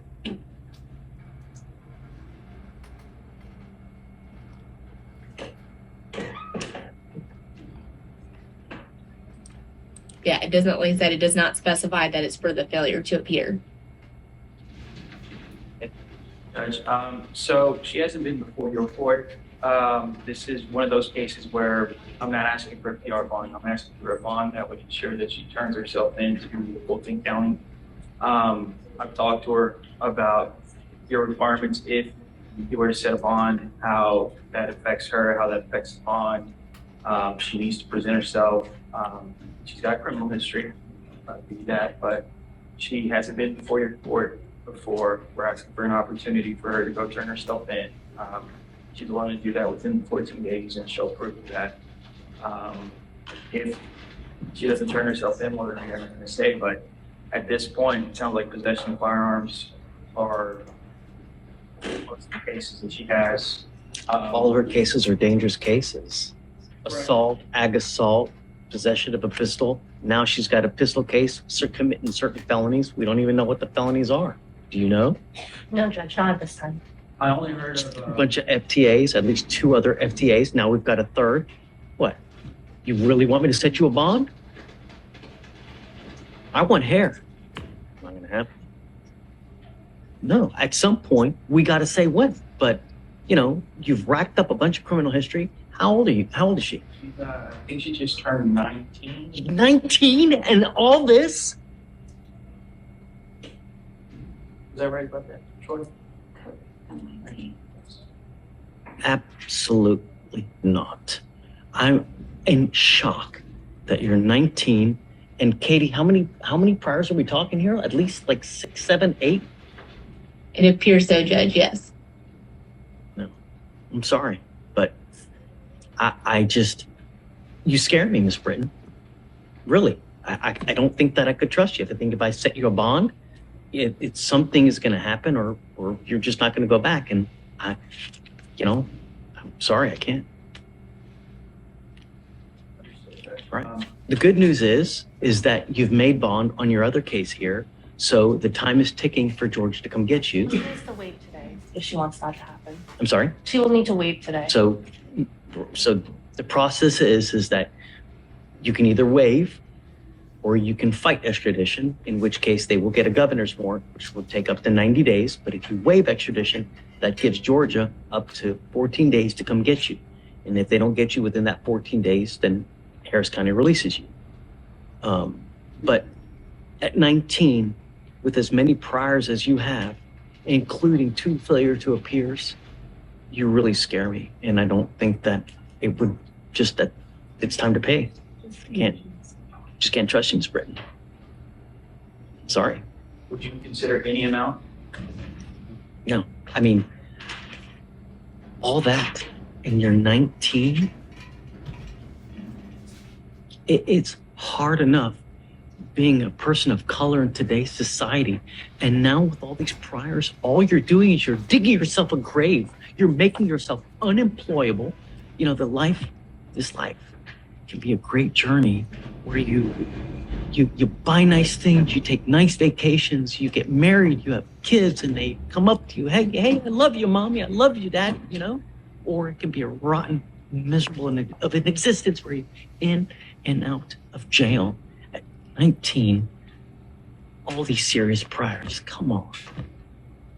Stop. It's time to grow up. And me giving you a bond now would be just enabling me, telling you what you're doing is okay. It's not. And now we'll wait for Georgia to come get you. Thanks. Thank you, Judge. The travel, yes, my husband has traveled. No. Yes, he does. Is he here?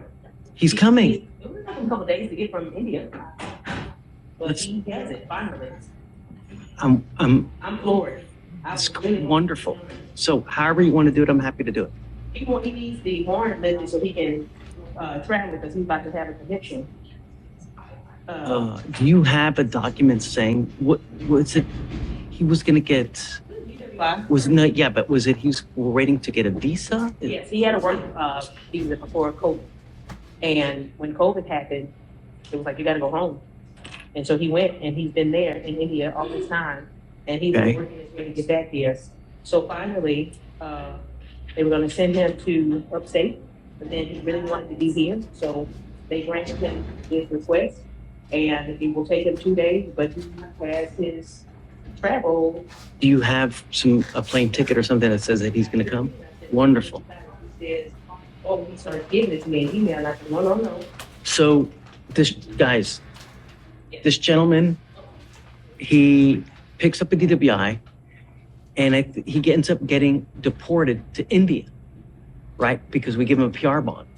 He's literally been working for, are we talking 5 years now? Yes, he's 5 years to try to get a visa to come back here to be able to take care of this case. Yes, She's been staying with it that long. Yeah. He Amazing. has resources to help me stay, so let's not be. You are. He has resources. He's an engineer. He went to a company party. He didn't drink and he decided to be cool. And cool called us. Slick as grease, huh? Yeah, so yes, this is his electronic car. Look, I trust you. You're an officer of the court. Just tell Victoria whatever day you want, and then we'll put it on for that day. And then once we comes here, we'll just do or just whatever you need. Good job. Good job. Good morning, Mr. Castillo. Sir, you stand charged with the offense of driving while intoxicated. You're facing up to 6 months in jail and or a $2,000 fine. We're going to do probable cause. You have the right to remain silent. Anything you say can or will be used against you. You have the right to have an attorney present. If you cannot afford one will be appointed to you, sir.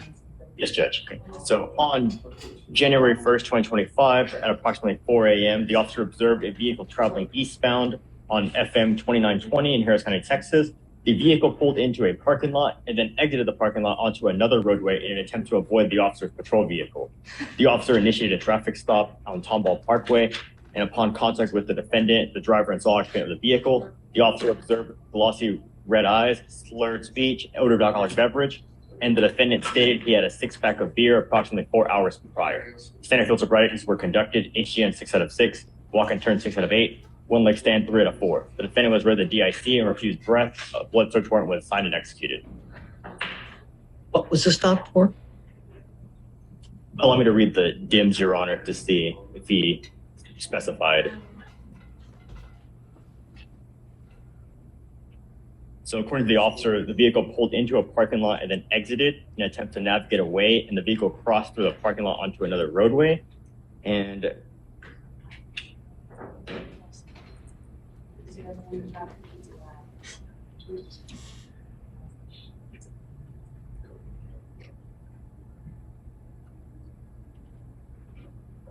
that appears to be all the officer put in the DIMS. Tell me what he did wrong. What code, what transportation code has he violated? What ordinance, statute? Give me something.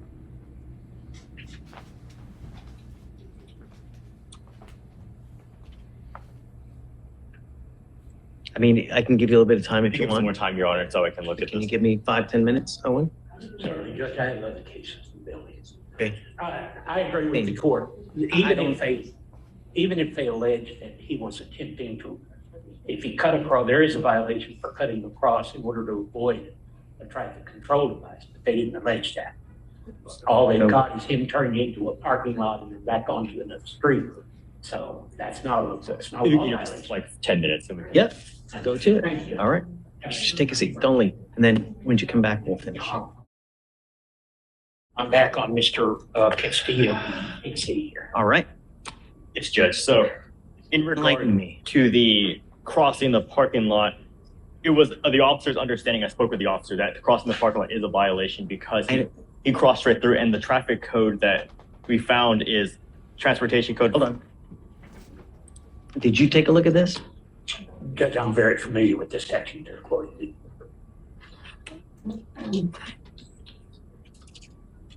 Okay, what is it? It's section 545.423.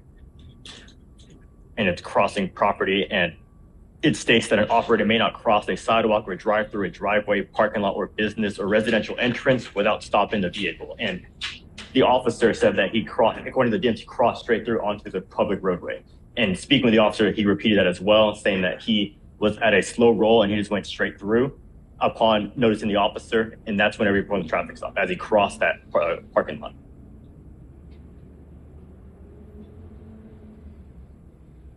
An operator may not cross a sidewalk or drive through a driveway, parking lot, or business or residential entrance without stopping the vehicle. Yes, Judge. And as he never stopped at all. Correct. And as the DIMS states, the vehicle pulled into the parking lot and exited the parking lot in an attempt to navigate away from the patrol vehicle. So he just entered and exited. He didn't stop. First, Judge, that statute requires that you're doing it for the purpose of avoiding the traffic control device. There's an additional element. Really? Yes, Judge, if you look at the statute. Hold on.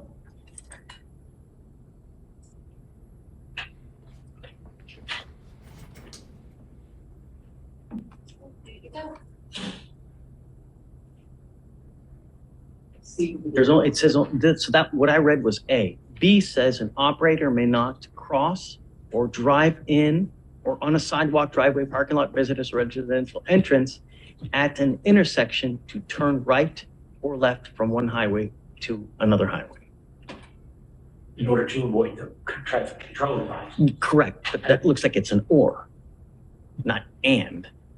Or, you know, unless you show me unless you can show me differently. I mean, it is an or, Judge. I agree with that. However, may I address another issue? Of course. If you listen to the DIM summary, he says he intended to stop my client to begin with. Then my client, in order to evade him, rolled across the parking lot. There's no explanation as to why he started attempting to stop my client in the first place. I recognize, of course, that police have many and multifarious functions, but activating emergency lights and attempting to stop somebody for some unexplained reason. I didn't hear that. Your Honor, the DIMS reads, It's certainly interesting. it reads different because it says while the officer was patrolling, he observed the vehicle, and it immediately goes into how the vehicle pulled into the parking lot and exited in an attempt to navigate away from the officer's patrol vehicle. And after that point, it says the officer initiated his patrol lights. So he wasn't attempting to stop him at the point that he entered the parking lot. All the officer articulated was that he was attempting to navigate away from his vehicle. I mean, what it sounds like to me is he sees the officer and just tries to get away. And then the officer sees him do something that's maybe a violation of the transportation code and pulls him over right there. Had he kept driving and just gone straight, perhaps it would have never been pulled over. But the virtue of the fact that you go and do that, you know, if there wasn't a violation, I would kick it all day.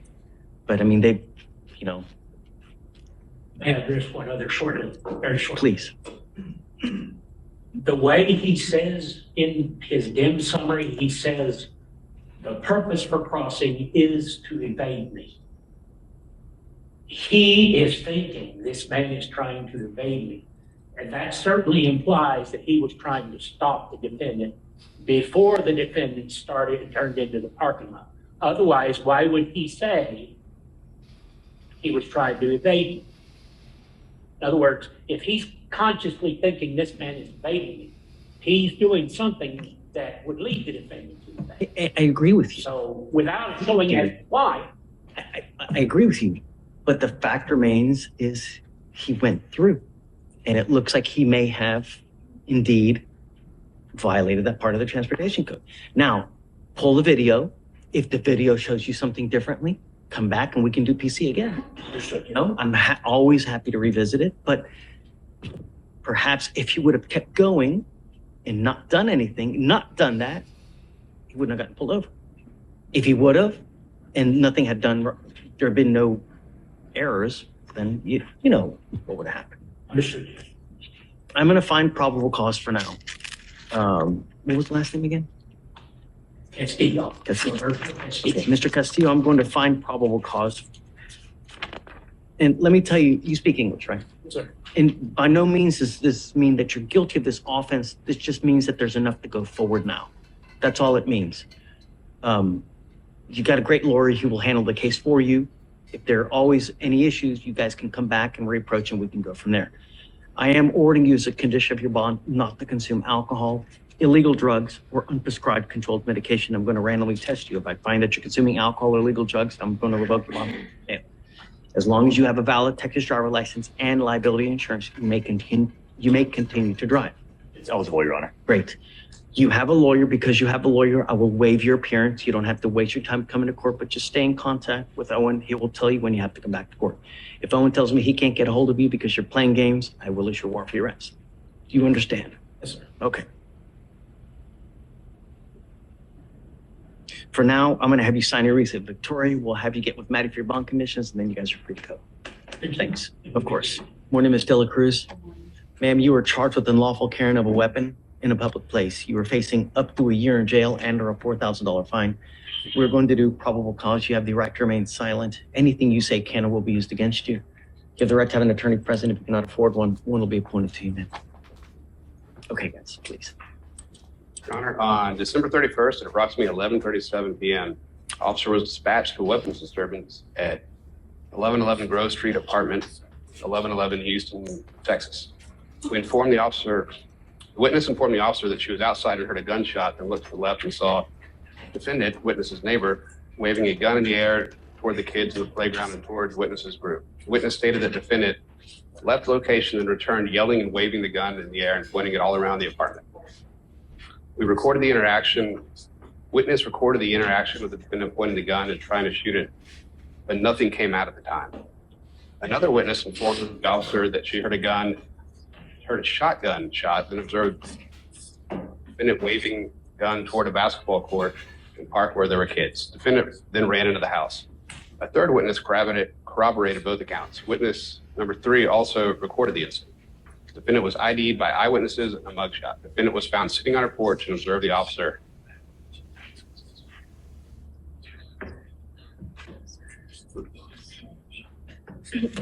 Strong odor. Observed a strong odor of alcohol. Okay. And the officer Is found this, a case. so AB, is that what it says? Yes, Judge. Strong odor of alcohol in her breath. Yes, Your Honor. So did she actually get a shot off? Did you have, Judge, the officer found a casing in front of her apartment. do you have anyone that saw them? Nobody that physically saw her get the shot off, just they heard the shot and then they saw her waving the gun around after that. Ms. De La Cruz, I'm going to find that there's probable cause to go forward with your case. I'm ordering you as a condition of your bond not to consume alcohol, illegal drugs, or unprescribed controlled medication. If you have a problem with drugs or alcohol, you better address it, because if you don't, I'm going to do it, and you're not going to like the way that I do it, man. Stop. I don't want you to say anything. I'm just telling you what the expectation is here. I'm going to protect my community at all costs. I don't care what happens, who it is, what color, small farm animal. I don't care. I'm going to protect my community. You're not to be in possession of any weapons as well. If I find that you have a weapon, likewise, I'm going to revoke your bond, put you in jail, and I'm going to raise the bond. I'm not asking for much. Tell me what you do for a living, man. Do you have the ability to hire a lawyer? Right now, Do you have the ability to hire a lawyer? well, somewhat if I need to, but I wanted to ask for a court appointment first. So let's do this. I can give you an application to fill out. I'll take a look, and if you qualify, I'll provide you a lawyer. But I need to know everything about you, and just fill it out honestly. You don't have to tell me. Just put it on there. I need numbers, though. Give me numbers. I'll take a look, and if you qualify, I'll provide you a lawyer. You're gonna meet with Fleischer for your bond conditions. No, Fleischer for your bond conditions. No alcohol. Do you understand, ma'am? No weapons. That's all I'm asking you to do, and don't pick up a new case. Okay, Stephen, please. Good morning, Ms. Landrum. Ma'am, you were charged with reckless driving. You're facing up to 30 days in jail and or a $500 fine. We are going to do probable cause. You have the right to remain silent. Anything you say can or will be used against you. You have the right to have an attorney present. If you cannot afford one, one will be appointed to you, ma'am. Yes, Judge. Okay. Hi, Alex. On December 21st, 2024, the officer was dispatched to a major accident on East Freeway in Harris County, Texas. The officer made contact with the complainant. The complainant stated he was traveling in lane 2 out of 4, observed his rearview mirror, the defendant's vehicle traveling at a high rate of speed, following closely with a motorcycle also traveling at a high rate of speed. The complainant stated the defendant was racing with the motorcycle. The defendant was mimicking the motorcycle's lane changes in speed. And when the defendant entered lane 1, the defendant began to lose control, and her front bumper collided with the complainant's front right, causing him to lose control and crash into another motor vehicle. A total of 4 motor vehicles were involved in the collision. All vehicles were towed, and the damage for each vehicle was over approximately $1,000. The officer made contact with the defendant, who identified herself as the driver of the vehicle. What does high rate of speed mean? Let me see if the officer specified. I mean, I'm going to find probable cause, but I'm curious. I mean, if she's going, just while he's doing that, Miss Landrum, I'm going to find that there's probable cause to go forward with your case. I'm ordering you as a condition of your bond not to drive like this again. And if I find that you're driving like this or you pick up a new case, I will take your ability to drive away. And I'm going to tell you, living in a city as big as Houston without the ability to drive blows. It's awful. Try living without driving. It's terrible. So just don't, please. Your Honor, the speed's not specified in the OR. I mean, I think that there's enough to go now for probable cause. Just be careful. You've got a great lawyer. She will take care of you. You must listen to her. Because you have a lawyer, I will waive your appearance, but you have to stay in touch with her. If she tells me she can't get a hold of you because you're playing games, I'm going to issue a warrant for your arrest. Don't pick up a new case, and not on 16. All right? We're going to craft bond condition for you to sign. Once you sign them, after that, you'll be free to go. Okay? All right. Thanks, Mr. Jones. Just no reckless driving, racing, donuts, street takeovers, and the like that. Thank you. Okay. Thank you. Please. You are Diaz Jimenez, correct? Yes, Your Honor. Mr. Diaz Jimenez, you're charged with driving while intoxicated. You're facing up to 6 months in jail and or a $2,000 fine. We're going to do probable cause. You have the right to remain silent. Anything you say can or will be used against you. You have the right to have an attorney present. If you cannot afford one, one will be appointed to you, sir. Yes, Judge. On January 1st, 2025, the officer observed a vehicle on the 19700 block of US Freeway 59 make a last minute lane change and cross a solid white line. Once in the lane, the vehicle failed to maintain a single lane and touched the white line multiple times. When the vehicle came to a red light, the vehicle stopped much slower than prudent and slowly inched up to the stop line. Once at the stop line, the vehicle proceeded past the stop line with the entire vehicle nearly past the line and in the intersection. The vehicle then accelerated through the red light, running the red light, and a traffic stop was then initiated. The vehicle failed to maintain a single lane multiple times before stopping, and the officer made contact with the defendant, the driver, and sole occupant of the vehicle. The officer observed the defendant to have an odor of an alcoholic beverage, slurred speech, and red, glossy, bloodshot eyes. The officer asked if the defendant had any alcohol to drink, and the defendant became belligerent and refused to answer. The officer observed a strong odor of an alcoholic beverage, and the defendant agreed to perform standard field sobriety tests, but walked away and refused. Based on training experience, the officer believed they lost the use of mental faculties and physical faculties, and the DICs were read. However, the defendant refused breath specimens. A blood search warrant was signed and executed. Got it. Any prior DWIs? Can you check, please? There was a prior in 2017, Your Honor. Out of Oregon, Judge. Okay. Mr. Diaz, I'm going to find that there's probable cause to go forward with the case. I am now placed. Can you run his license, please? Yes, Judge. I'm now placing a restriction on your license. You are not allowed to drive any vehicle that doesn't have an ignition interlock on it. If you're caught driving a vehicle that doesn't have an interlock, I'm going to put you in jail by revoking your bond and raising it. Do you understand? We don't have a license on file, Your Honor. If you do not have a license, you are not allowed to drive, and I'll have you sign an affidavit with me today promising me you're not going to drive. I don't care if there's a burning building and you have to save 50 children. If you don't have a license and a guardian interlock on your car, you are not allowed to drive. Do you understand? Yes, I understand. You will be randomly tested also to prove so that we know that you're not consuming any kind of other substances as well. Tell me, Mr. Diaz-Jimenez, do you have the ability to hire a lawyer? Okay, if you ever have any issues, come back and we can talk about giving you an application for an appointed lawyer. But I'm absolutely serious when I'm telling you I'm going to protect my public at all costs. Every single day, there's a death in Harris County due to alcohol. You understand? All right. I'm going to have you come up here, swear to us. I'll get you to Victoria to sign a receipt. You'll get with Maddie for your bond conditions. Then after that, you'll be free to go. Please. Good morning, Ms. Smith. Ma'am, you were charged with driving while intoxicated. Second offense, you were facing up to a year in jail and or a $4,000 fine. Looks like you guys have worked the deal of a century because they're going to reduce it to a first, which I don't know if you realize this, but this bypasses the mandatory 5 minimum in jail that you would normally be doing. So understand that this is a big one, but you still have to understand 1 and 1 are 2, 2 and 1 make 3. What happens on the next one? You were looking at a felony charge, a minimum of 2 years in prison, a maximum of 10 years in prison. All officers will presumably do, look at your record. If you get pulled over, they smell alcohol, boom, right back in. If I were you, even if you had a sip of alcohol, I would never get into a car because you were taking a humongous risk. Do you understand that? Yes, sir. It is a very, very serious business. The agreement that you've worked out is they're offering you 180 days in jail to be probated for 15 months. For you to complete this probation successfully, you must do a repeat offender DWI education class. You must do 2 victim impact panels. You must also do a TRAS, which is an evaluation to see what other conditions you may need. If they assess further conditions, you must fulfill those. If you don't, then into jail you go. If you consume alcohol while you're on this probation, if you pick up a new case, if you drive when you're not supposed to, your bond, we're going to issue a warrant for your arrest and put you in jail. I'm going to bring you back out here. We're going to have a hearing to see whether you violated the probation, and you're looking at 180 days in jail. Do you understand?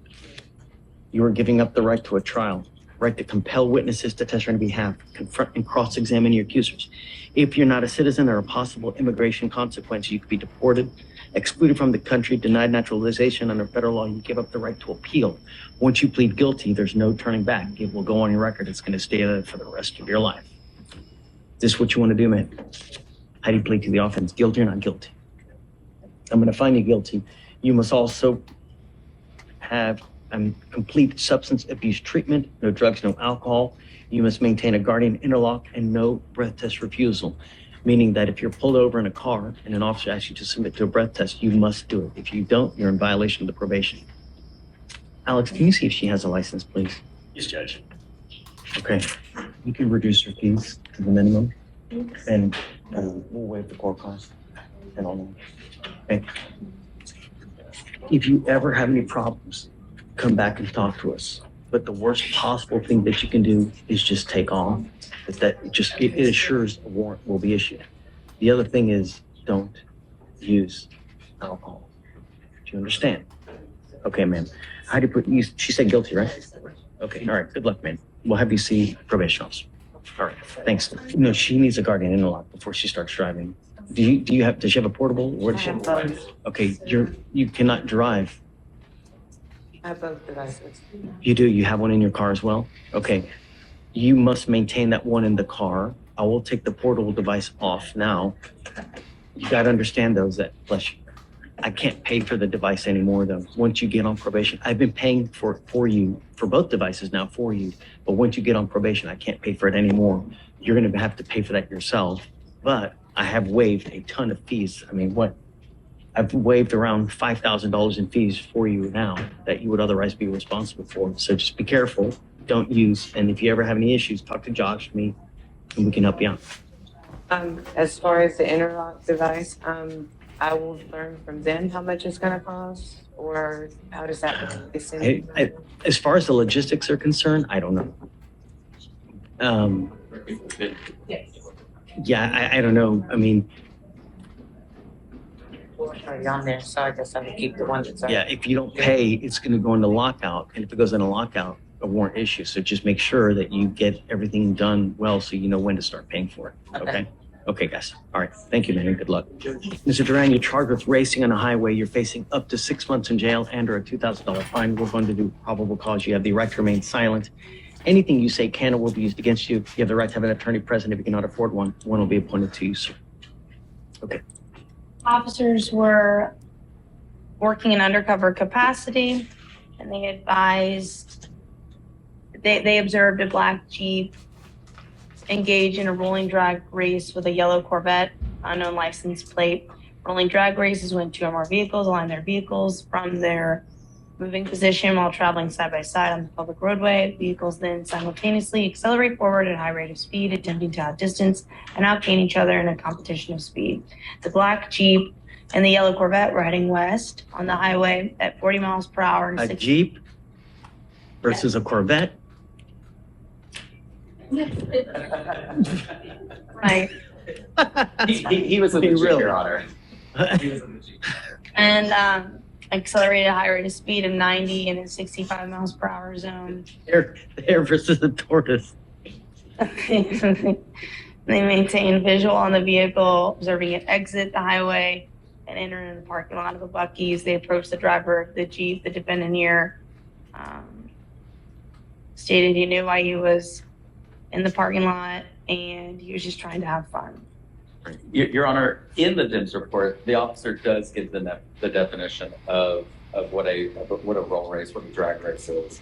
However, just after that, when he closes the the caption of where the definition is, he never says that he ever witnessed my client and the Corvette line up side by side and accelerate from a point side by side in order to outdistance the other vehicle. Didn't you say that they like kind of slowed to some kind of like next to each other and then they flew out? I thought I heard that. It's because as the DIMS is written, the officer says he observed the black Jeep, the defendant's vehicle, engaged in that rolling drag race. Then he goes on to define what he meant by that. And that's when he says they slowed and they went side by side and they accelerated. I think it's a poorly written DIMS, in my opinion. I think it would have been better had he said. I guess he's trying to explain to us, hey, what this is, because not many people may know, but I saw them engage in this.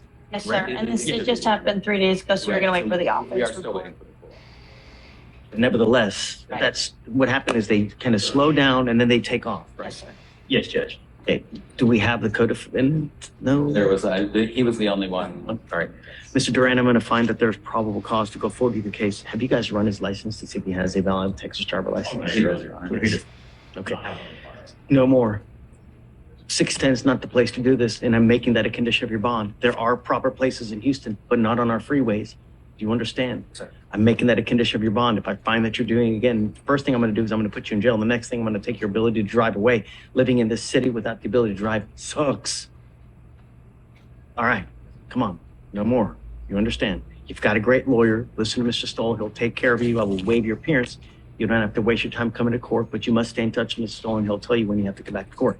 If he tells me he can't get a hold of you, you pick up a new case. I'm going to end up revoking your bond. All right, guys, please. Yeah, let's go on the record. All right, we're going on the record. Please do not speak. If you want to speak, go outside. We're on the record. Today's date is January 8th, 2025. It's approximately 10:01 in the morning. Wednesday, January 8th. Guys, if you would be so kind, please identify yourselves for purpose of the record. Elsie Siegler for the state. Mackenzie Watson for the state. Colin Evans for the defense. And I have a Miss Castillo who's on the docket. The case is 228 days old. I'm going to allow you to go, Mr. Evans, please. So, Judge, I substituted in on this case several months ago. Her previous lawyer had not done much work, but I immediately requested discovery. I have issued a subpoena in this case for personnel records for a Deputy Joel Martinez, who was the arresting officer. I was provided with a Brady disclosure and some follow-up documents on several suspensions that he has had. One of the suspensions came from failure to perform duty, which, according to the department policies, the failure to perform a duty as an employee who may be deemed negligent or incompetent and fails to assume responsibility or exercise diligence, intelligence, and interest in the discharge of duties. We've got other suspensions for failing to write reports on time. Basically just a pattern of conduct from this officer. I want his personnel file to see if there's other issues that he's had that may not have risen to the level of a suspension according to the sheriff's office policies. I have found in other cases where... How do you have what you have now? The state has provided that. The district attorney's office. The sheriff's office has not provided me with the records of the subpoena. Do you know if they are in possession of any other records? It's my understanding that yes, they are, but they're working on getting it together. Do you have an idea of when? Have they reached out to you to let you know? Have you reached out to them? State. What do you know? So Morgan did her due diligence. We've reached out to Alma Martinez, who's in charge of all disclosures at the office. My understanding is once we do that and then she says there's nothing else, there's not really anything else we could do. We did show or share all of the disclosures that we do have, all the documents. Do you want to find out who the proper person to subpoena is and we can try to find and get them here? I've subpoenaed the sheriff's office, the custodian of records, for the records that I'm looking for. Did you put like a date certain for them to be here? December 19th. To be here? Show up. They're still under the subpoena.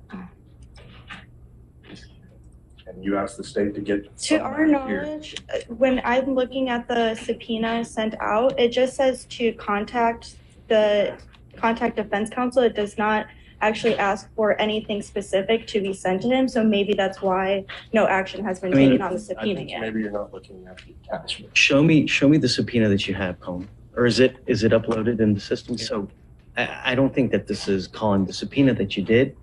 You put custodian of records, employee unknown.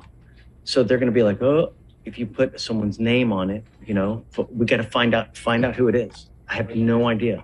But if you put someone's name on there, whoever the custodian is. I think that's what the clerk's office put on the subpoena that they generate. And then on my attachment, there's got to be a name to attach to it so that we can hold someone accountable. I don't know.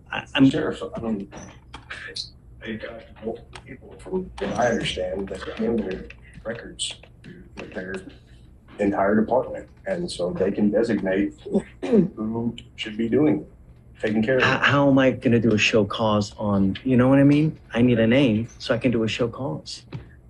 So let's do this.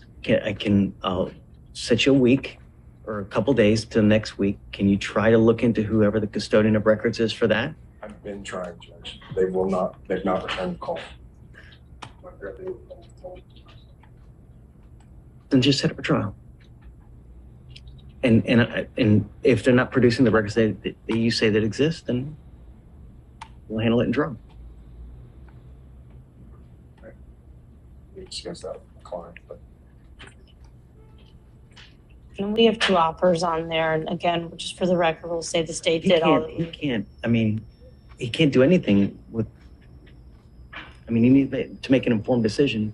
You can't do that until you have everything in. Right, yes, Your Honor, I will just say for the record that for the state that we did all that we could. This seems like it's a sheriff's issue, not to put blame on them, but we did all that we were supposed to do. So we're trying to get the information, we share what we have. Person to subpoena, if they don't show up, then I'll have a show cause hearing. I have no problems doing that, but who do I show cause now?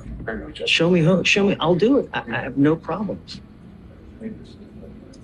issue at this point, you know how the case is. So I'm not holding it against you, you know? And again, I stepped in, midstream here, but I need to know who. And if they don't comply, then we'll show cause them here. they can help me Yeah, figure out who it is, because the sheriff's office isn't calling us back. we will keep So, defense informed on any further communications that we have. because I will get a subpoena out today. Who do we reach out to? Let me think about it as well. Okay, and then let's set it for early next week. Or I mean, you need at least 10 days or 14 for the subpoena to go out. But you can get a name attached to it, and I'll reach out to my staff as well to see, if they have any ideas as well as to who. Okay. All right. Of course. Hi, Joseph. Good morning. How are you, man? How are you? Good, thanks. Okay. Good morning, Mr. Cervantes. Sir, you were charged with driving while intoxicated. It's elevated to a Class A misdemeanor because of the high blow. You are facing up to a year in jail and or a $4,000 fine. You guys have worked out an agreement where they're offering you 3 days in jail with credit for the 1 day that you've done. You need to understand that you are making a lifetime decision right now. This DWI is going to go on your record. It's going to be there for the rest of your life. It's even there after you die. This is important because if you ever get pulled over in a car, the first thing officers do is they look at your record. If they see a prior DWI and they come to you and they smell alcohol, what's the big probability of something happening? What do you think?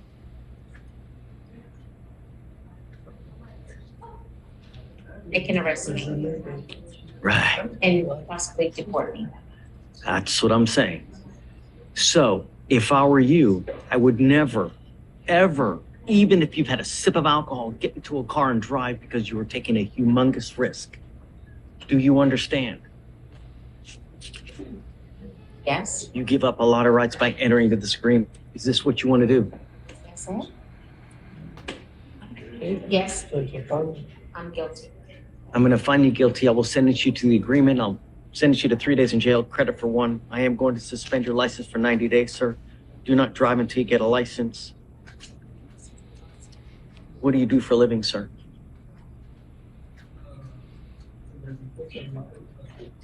Cleaning carpets, shampooing carpets. What kind of money do you make a month?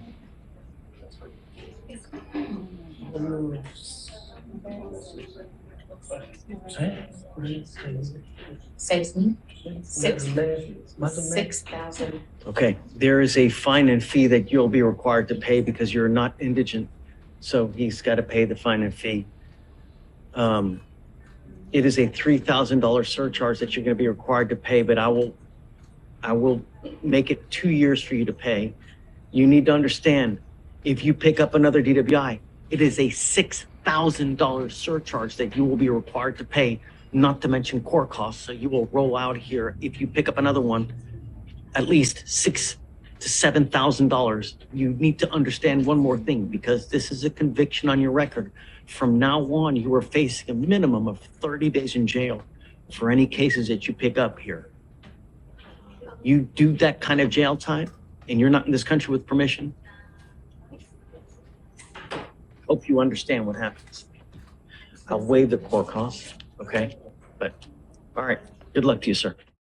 Good morning, Mr. Lopez. Sir. Sir, you were charged with theft. You're facing up to 6 months in jail and or a $2,000 fine. We are going to do probable cause. You have the right to remain silent. Anything you say can and will be used against you. You have the right to have an attorney present. If you cannot afford one, one will be appointed to you, sir.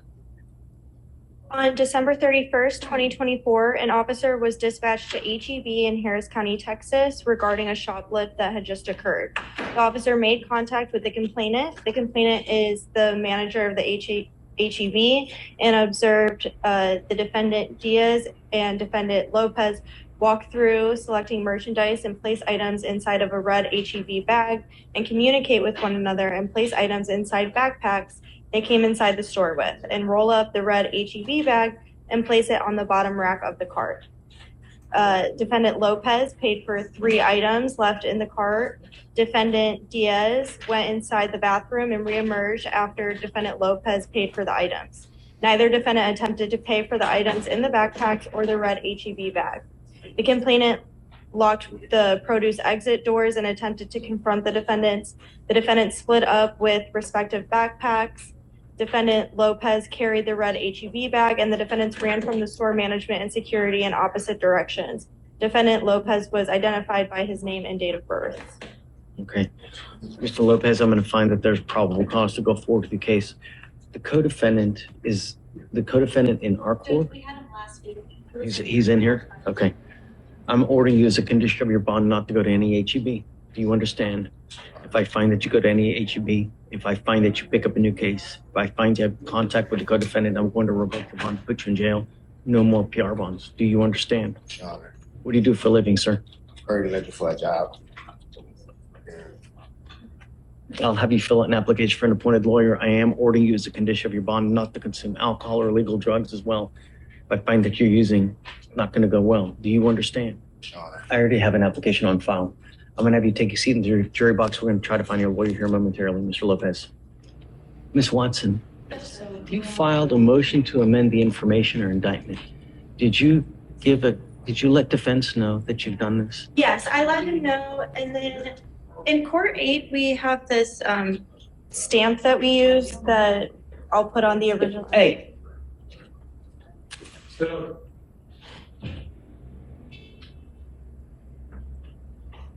Okay, sorry.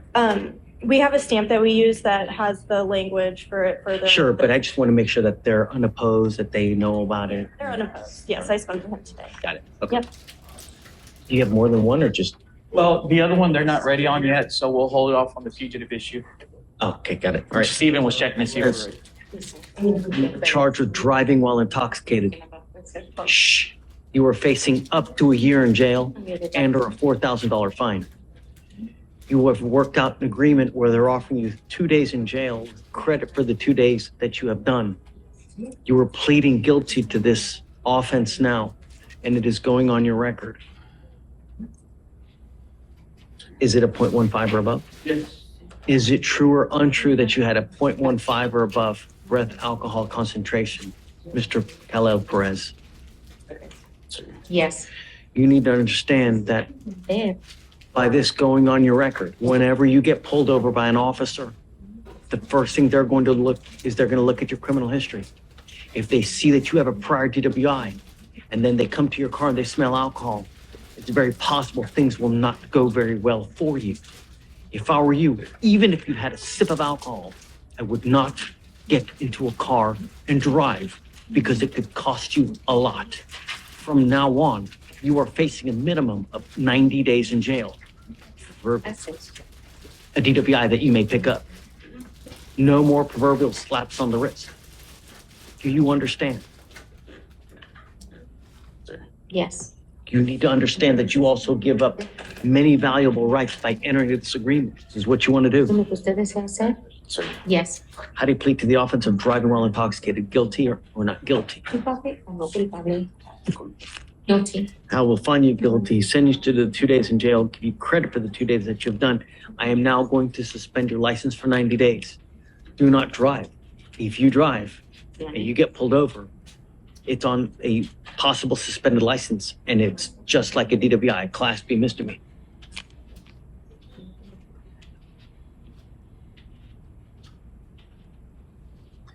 Tell me about the fee. That number 20 on this case, What does he do for a living? I'll be sure, Judge, I didn't inquire a lot about that. Remodeling. What kind of money do you make a month? ¿Qué clase de dinero gana? ¿Qué tanto te gana usted mensual? 3,200 mensuales. 3,200 monthly. You need to understand, Mr. Khalil Perez, that I want you to understand that DWI is big business in the United States. And there are surcharges that DPS puts on your license when you plead guilty to these offenses. A DWI second, there is a surcharge of $6,000, not to mention court costs. So if you pick up another one, you could be very well facing up to around $7,000 in fines and fees. $20. An Uber, $30. We'll take you wherever you want to go. If you want to get loaded, if you want to have 15 beers, 32 shots of tequila, take an Uber. Everybody is allowed to make a mistake in life.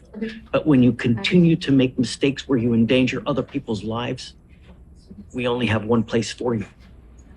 Do you understand? Yes. I will waive your fines and fees now.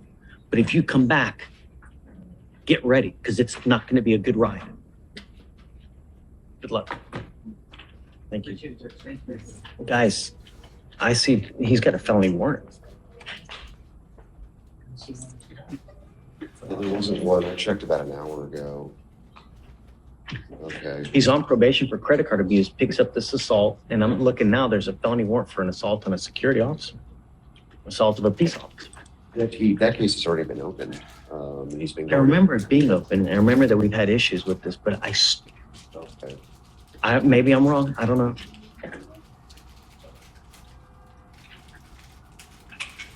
Regardless, I mean, we're going to do this now. It's just that if there's an open warrant, I'm going to have to take you into custody. When you're on bond, there are conditions that you must follow. And when you don't, there are consequences.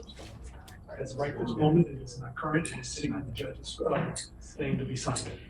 He's saying it's, They issued it by the clerks, but it hasn't been signed, so it's not. That's where I'm seeing it, but it's not showing up in the judge as of this. I need to know what you want to do. Do you want to go forward with this plea, or do you want to? Will he be going in the custody? He hasn't been signed yet. He's got bond violations with me. He's on probation, picks up a case. Now he picks up a felony case. He's got bond violations with me. Yes, but if we did the plea here, the bond violations would Yeah, if you do the plea, then you do the plea. It's up to you guys.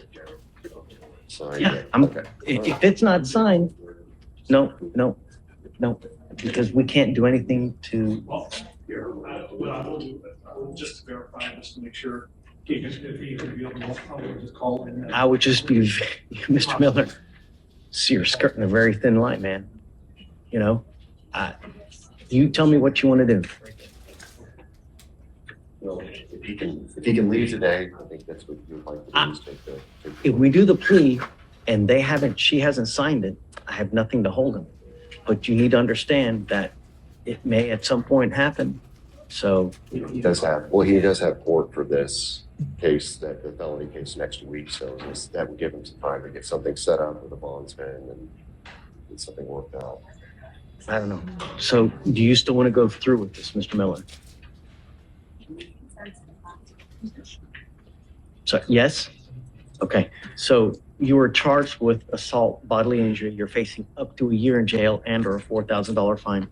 You guys have worked out an agreement where they're offering you 4 days in jail, credit for the 4 days that you've done.